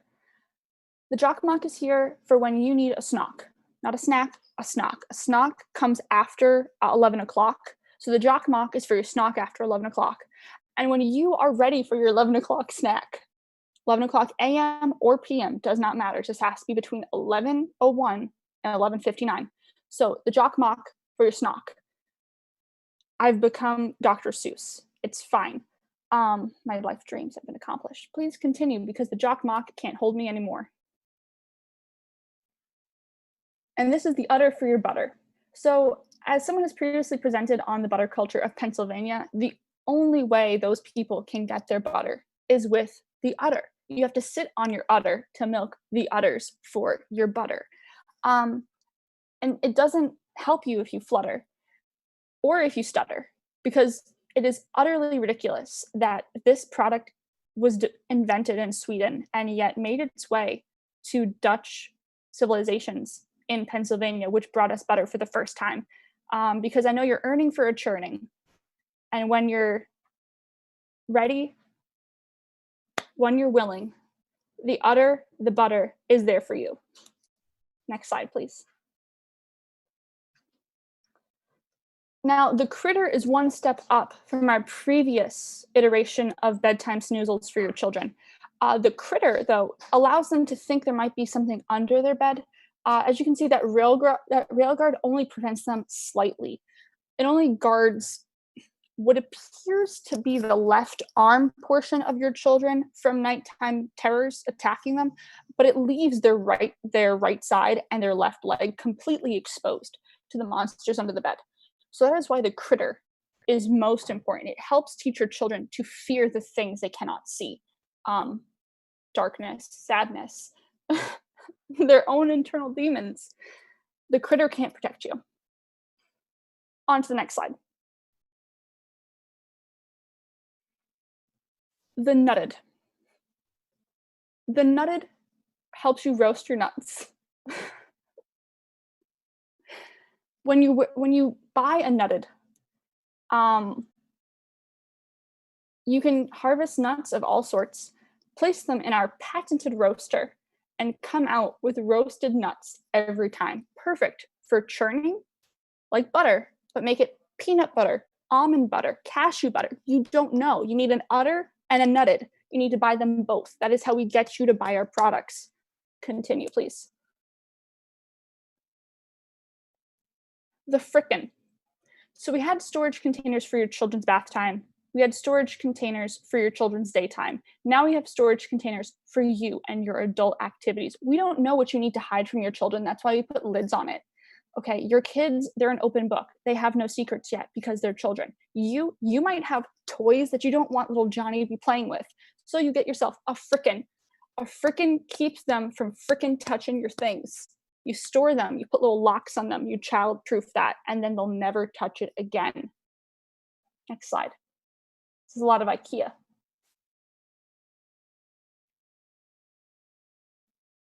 The Bowlman.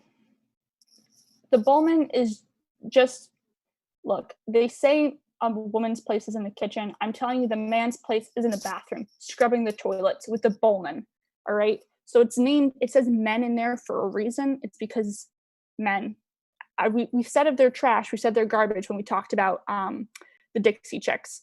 Now we know that really they should just get flushed right down the drain. All right, flushed away did not happen at a large enough scale. So with Bowlman, you just have them, you go in there, they scrub. That's all you need to know about it. Next slide. The Godfjord. The Godfjord, it's where you go after you're tired on your swing. You and your partner have had a nice time on your swing. You've made your children, you put them to bed. Now you deserve some rest with the Godfjord. I've been reminded multiple times that J's and Y's should sound the same. So it's Godjord. It's the Godjord. It doesn't say God yeet, which I think is the noise you make as you go to the Godjord. But, you know, I'm going to go with Fjord still. The god Fjord is where you rest your head after you've had a long day. Okay, you get those nighttime Z's in there. Next up, please. I need another drink. The go-kart.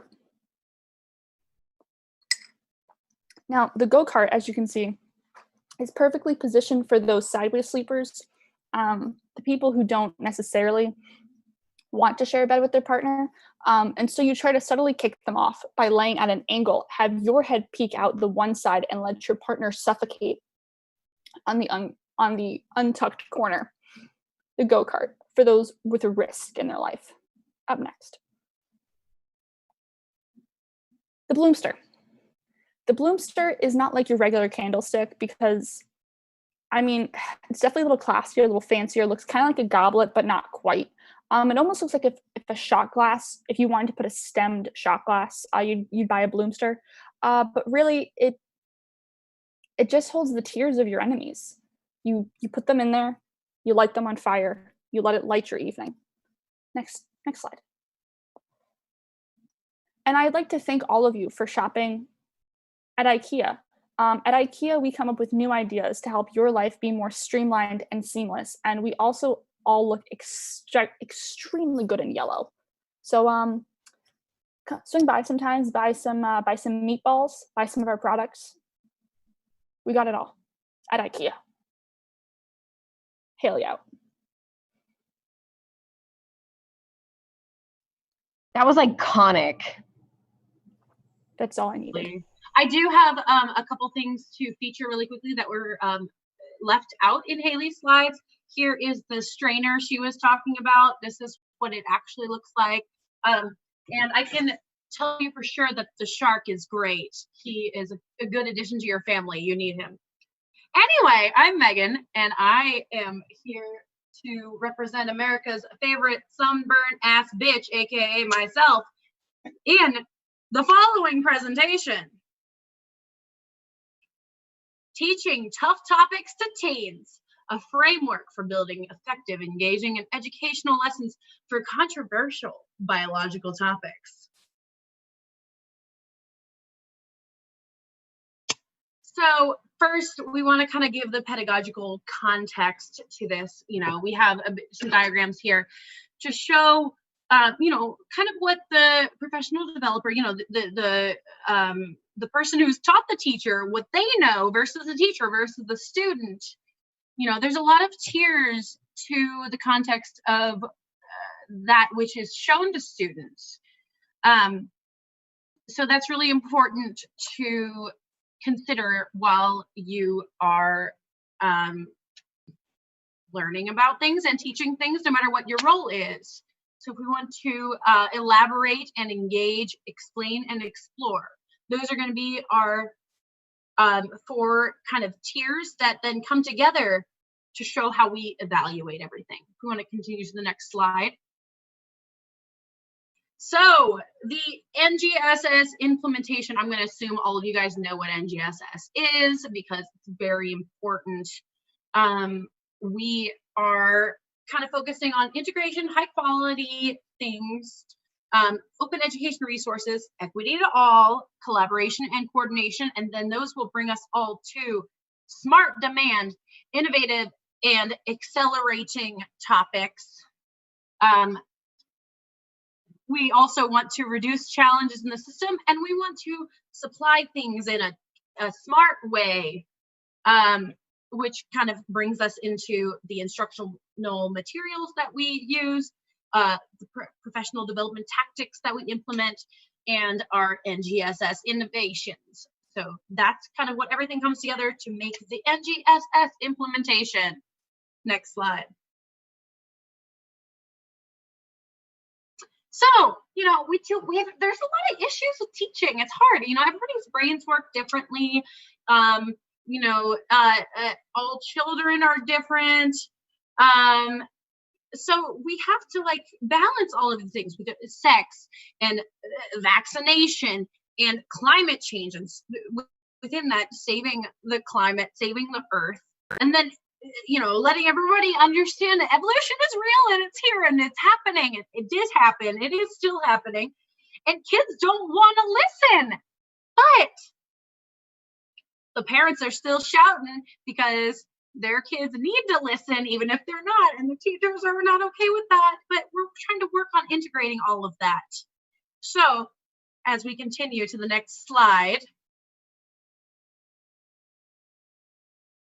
we have our bounded rationality prediction, which refers to, you know, how do people interpret science? How can we make it in a way that everybody is getting it in the same way and understanding it and enjoying their learning, but also learning properly?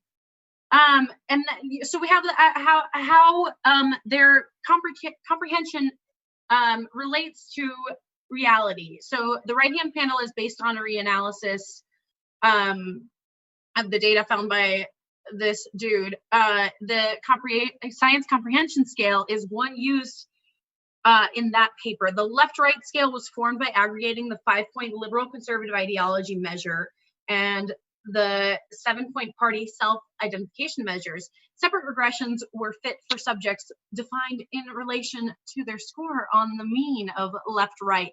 So this all kind of relates to the knowledge that children are given kind of going into schooling with their parents' beliefs and what they are open to learning themselves and kind of how that all works together. We want to move to the next slide. So do we need to focus on whether students need to study controversial issues or whether teachers feel competent to teach about controversial issues? How do you balance that kind of thing? So you can clearly tell it's pretty contentious, that a lot of people are kind of on the fence about whether students need to study controversial issues. And then on top of that, you have to know whether as a teacher, you feel like you are able to instruct upon those controversial issues. So again, you can see the contention there.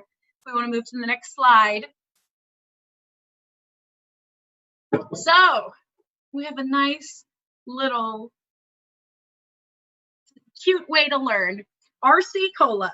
Our method here is relationships, culture, choice of voice, one-on-one, later acceptance. This is kind of the strategy we will take to broaching those tough subjects and then making them approachable for people, and also a little bit giving some guidance to the teachers who are trying to help in broaching these tougher subjects. Next slide.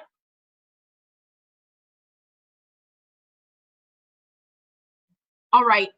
First of all, the relationships, it's so important to build those early. You know, the earlier that especially children are given access to, especially given how our society now is, it's very difficult to focus on one thing. There's so many things going on at once. So you need to look at, I mean, I'm not going to read through all of these different brain centers that are exemplified, but it's very obvious that a lack of attention is very much perpetuated in our society right now.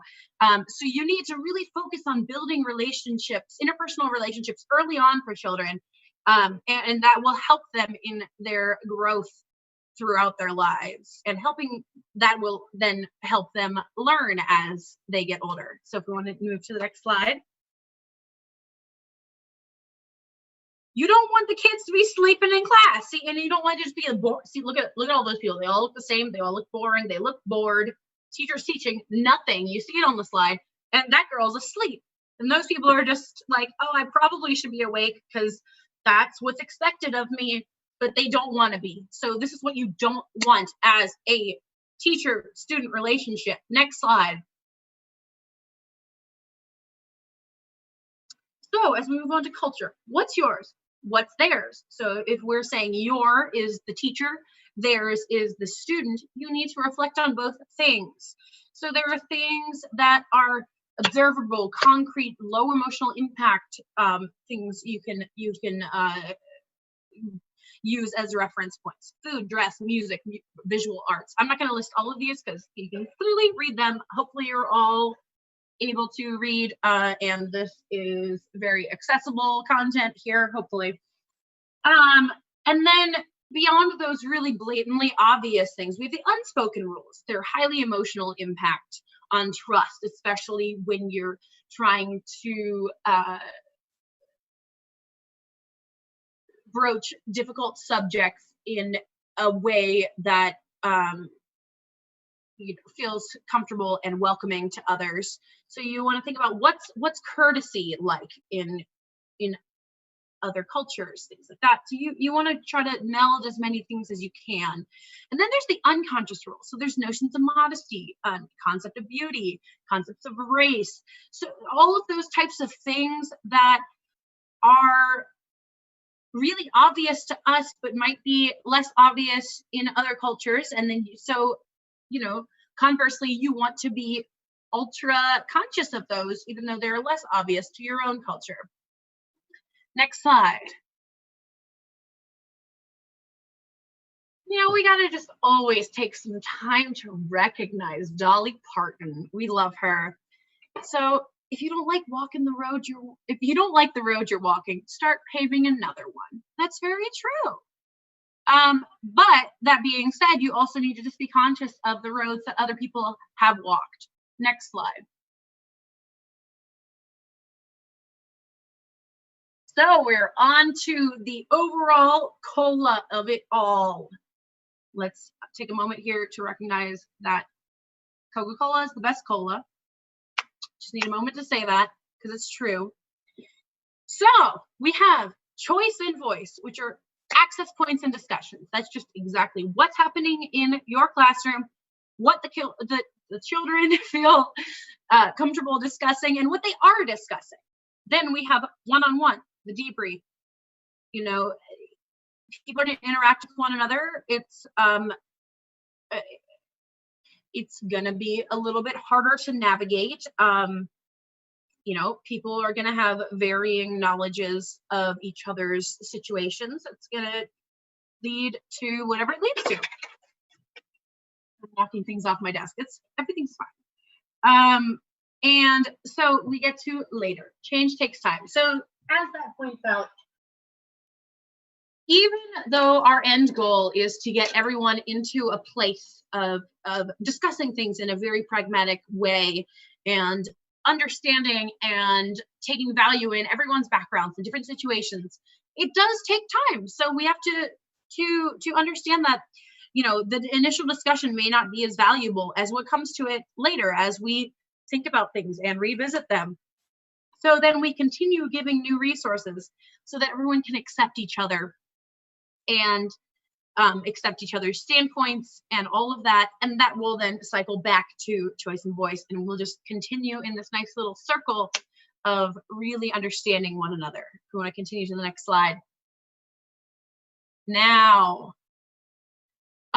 if we are talking about how things happen online versus trying to broach them in the classroom setting, here is a nice little infographic kind of thing about what has been trending on the internet. So, interactions specifically include reactions, likes, shares, and comments. Posts for each video are counted from the one that contained the video through May 15th on groups and pages on Facebook. So these are topics that have been discussed on Facebook in this certain kind of time frame around where we are and how they compare to one another. So plandemic is really up there, which is kind of an alarming thing revolving around the idea that the coronavirus pandemic was a conspiracy planned by government officials. We don't love that. But then we also have the Office reunion. That's very important content. Taylor Swift's City of a Lover, not as important content. We don't love her. You might, but I don't. And then this stuff about the Pentagon aerial phenomena, I'm pretty sure that's about some UFO stuff that I have not learned about, but it's more important than the Office reunion to everyone else, apparently. So that is something to take into account. Next slide. Right? The only solace is knowing that we have acted authentically in addressing tough topics. And if we have fostered a community in which dialogue is continuous, then there will be many opportunities to ask new questions and prompt further conversations. And I think that is something really important to kind of conclude with. No matter what your beliefs are, no matter what your opinions are, whether you like RC Cola or Pepsi or Coca-Cola, and you are wrong if you say anything other than Coca-Cola, but many things in life are a lot more grayscale than colas, and you need to understand where everyone else is coming from, and whether they say pop or Coke or soda, things like that. And you just really need to respect everyone else. And it is difficult to try to figure out how to broach some of these topics in a classroom environment, but hopefully you received some elucidation upon this throughout this presentation. And I hope you like this octopus island man with his RC colas.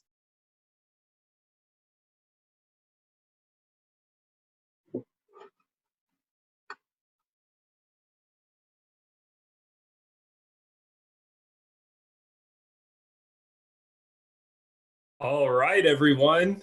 Thank you all for waiting all of this time to join me at my very, very important presentation.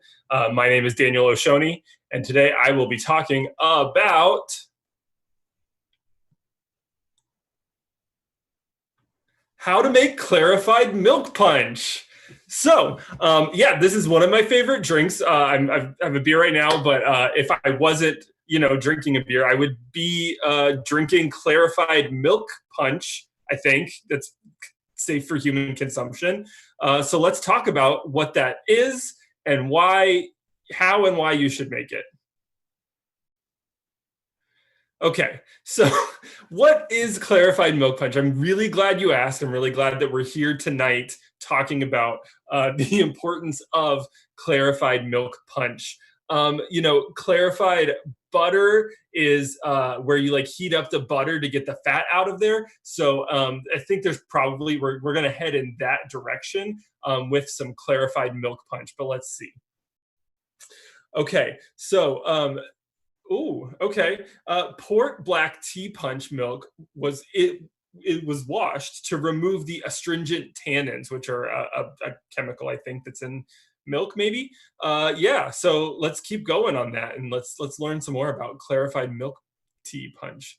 Okay, so are tannins bad? You might want to know whether you want the tannins in or out. Okay, it's a really important debate about tannins and where they are and where you want them to be in order to make your best clarified milk tea punch. Let's see.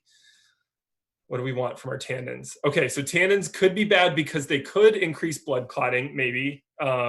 So let's see. But they also stabilize blood. So there's really, it's a kind of a push and pull. The yin and the yang of tannins is that they, might increase blood clotting, but stabilize your blood pressure. I personally am pre-hypertensive, so it's important. Maybe this is part of why this is, part of what I'm needing in my diet. They do hinder digestion though, so you got to watch out for that part. But also maybe there's another yang maybe. Oh, there we go. But they block iron absorption. So you got to take that into account along with all of the other, properties. Yeah. Okay. So tannins are, let's see. They are astringent, okay? You may have heard the word astringent before. Often has to do with cleaners, stuff that's you're gonna use to, it may be like a harsh chemical. Do you want an astringent is really, you gotta ask yourself, do I need that in my life right now? Really search your soul to find out about astringents and their place for you at this time. Let's see. Okay, so tannin molecules do have, there are some that have high astringent intensity and some that have low astringent intensity. So even within the tannin group itself, there's a spectrum, right? We're all living on spectrums. Tannins, they're living on spectrums, and you got to choose the tannin that's right for you. I remember though, given that they do increase blood clotting, block iron absorption, but they do help with your blood pressure. So you got to keep all of those things in mind while you choose from your spectrum of tannins. Okay, so here we go. Our ingredients. Let's check this out. Okay, you got your tea, black tea. We said that one already. I can't quite read that. I'm going to have to maybe port. I remember port was one of them, so maybe that's what that is. Okay, no, there's our port. Okay, great, excellent. So you need to gather all of these things up. I think some salt. It's going to be important that your clarified milk punch is salty enough. You got your lemon, and then last but not least, your milk.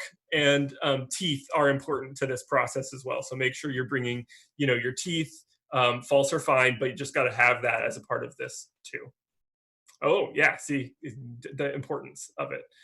Then that's where you're going to get your tannins, folks. You really got to remember, we're thinking about the tannins.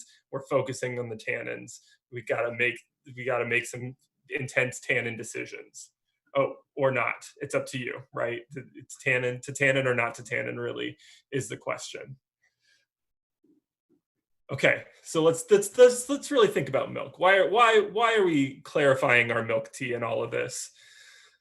Why might we do that? Okay, great. So acids can coagulate the casein proteins in milk to form curdles, right? Like that's whenever any cheese that you've had, it's the milk fats that have curdled together, and so you can use an acid to coagulate to bring those proteins together to form your curd, and that's the squeaky part. That's the good stuff. Great, and then those proteins, the curdles, will bind to the astringent tannins to pull them out of the drink. Okay, so we want the proteins to pull those tannins out.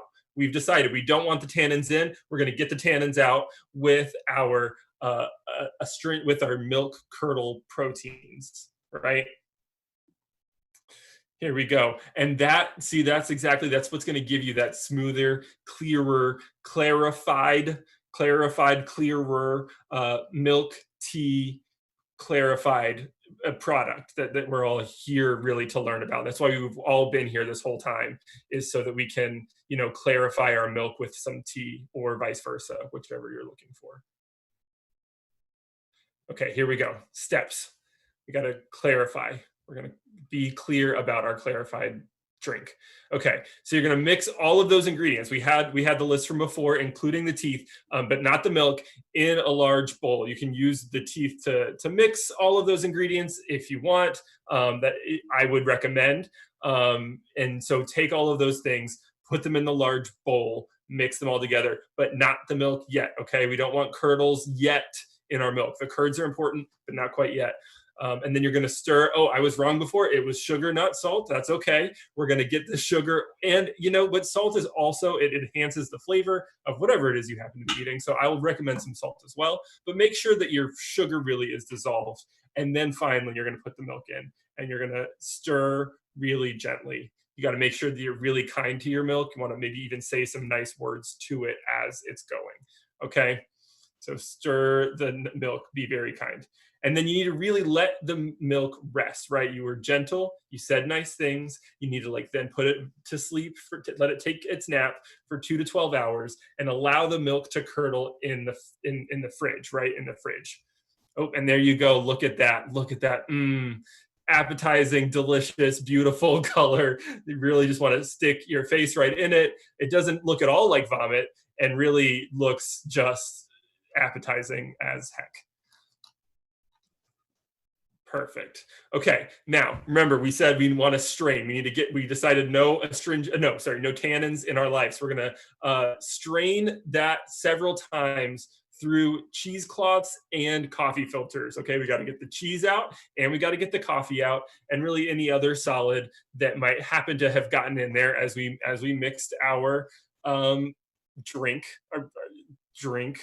Until the punch runs clear. So, really at the end of this, you're just going to be left with a clear liquid that doesn't have tannins or milk or coffee or cheese, So you're going to get a clear beverage of some sort that is hopefully both salty and sweet, and tooth friendly. Let's see what else. So you've done all this work, right? Now we need to make sure that you are going to serve this appropriately. We were kind to it all along. We're going to be very thoughtful and kind as we serve our drink to our guests. So you need to serve this drink over a perfectly clear ice cube. The directions should be crystal clear. From the directions, you should get a crystal clear liquid that you put over a clear ice cube, and make sure that you are using directional freezing to form the clear ice, right? You want to think about the ice crystals and the way that they're forming and that they're lining up appropriately so that the light just goes right through and there's no refraction whatsoever. Oh, and there you go. So you can see, I mean, like, this is really all you need for directional freezing. Just as you look at this picture, it's all that you need to know about how to get perfectly clear ice from, chip clips and rags and silicone and all those things. Just do that. All right. Okay. So we're going to allow the ice to temper. And that's like, you got to get your crystals to align properly. They do that with chocolate too. And then you're going to take the clear tempered block and carve out your perfectly crystal clear ice cube. Duh. Okay, and then you're going to add that to a rocks glass. It's not a rocks glass. This was actually a candle, but about this size. It was a candle, put it in the dishwasher a couple times. Now it's a glass. So that. And then you're going to pour the punch over the cube slowly. Remember, we're gentle, we're kind. We love our clarified milk punch. Pour it over the cube very slowly. And it's going to look just like that. Although it's not quite clear, and I'm not sure that this is a picture of what we were talking about. I don't think so. So I apologize for that. But something like this, clear over a clear ice cube. The ice cube is clear, and so good job on following those directions. Okay. Now, what are you going to expect? What might you expect to taste as you put this in your mouth? No astringency, right? We got rid of those. We got rid of the tannins. We use the tannins to get out the curds. So that won't be there. No. What you could expect, though, is, exactly, some funky flavor, right? Think about like cheese, but liquid, but clear, right? So all of those things, kind of think about what that might, taste like in your mind's eye or your mind's mouth. That's what you're really going to expect in all of this. Lightly fruity, though, which you may not expect. Port does have fruit stuff that is used to make it, so it's in there eventually. Full, very full of body, not cheese, not big body of. I don't know what animal, but full-bodied of body. Yes. And balanced, clearly. We got our salty, we got our sweet, we took out our acid and our fat. So all of those things, it's very balanced and smooth. It's got to be smooth. If it's not smooth, you did something wrong. You probably did all of it wrong. Honestly, it's got to be smooth. Okay. Yes, please. Exactly. We got to cite our sources. This is all from Google. How you make your clarified milk tea punch broth, and my beautiful brain is really it all just like it's just living up there. And if you need it, now you have a recording, so that's nice for all of you. But please do not when you do this in the future, you can cite me about all that. So. Thank you. I appreciate all of you listening to my presentation. Thank you.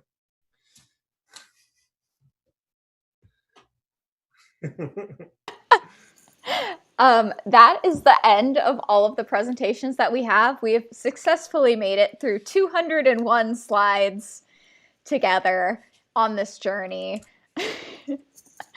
Again, thank you guys all for presenting. This was so much more wonderful than I ever could have anticipated. And thank you everyone for watching. thank you if you donated to Skype a Scientist. Again, the link to donate is in the video description.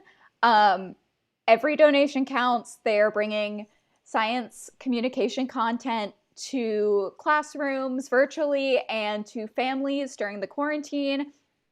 They're doing really amazing work. They're also doing trivia night every Thursday on Zoom. If you want to buy tickets, this week's trivia theme is with Jason Ward, and they're talking about birds. It's going to be a good time. I will probably be there. Yeah, thank you. And if any of you other presenters want to say anything, this was sincerely very amazing, and I could not have done it without you guys. I just want to say that, hello, you should probably donate. That would be pretty cool of you. Like $1? Do you have $1? You might. If you do not have $1 to spare to donate, then you do have an ability to click to share this. And even after this live event has ended, the link will still exist to donate. So any sharing that you do will make a difference so that people can donate to the cause and follow all the people involved and all of this stuff. And also, Emma's pointed out that they match scientists, Skype a Scientist matches scientists with classrooms, but they'll also do you said families as well, but they'll also do workplaces or random groups of friends, or if you're alone and you really want to learn about something, they'll help you out too. So it doesn't matter what kind of grouping you're in, what kind of thing you want to learn about, they can help you or your friends or anybody. So I'm just saying, just out there. Also, a quick shout out to Em. She learned so many new things about technology this week in an attempt to make this event happen. Incredibly grateful, amazing technology queen. Thank you so much for organizing all of this. And thank you for co-hosting, Aida. You did amazing. Thank you. I tried. A lot of tabs, a lot of things going on. Yeah, thank you all. If you have any further questions or comments, feel free to message any of us on Twitter. We had all of our Twitter handles in our little name slides. I am LaCroix Boys on Twitter, because I don't think I had a slide for me. But yeah, everyone was so wonderful. Thank you so much. The comments in the chat were amazing. Mwah, chef's kiss. This will be posted on my YouTube channel for later if you missed part of it. But thank you again for coming. Thanks, Em. Thanks. Thank you, Em. Yes, we love you. Great job, Em. I love you so much. Hey, nice to meet everybody. Bye, everyone. Bye.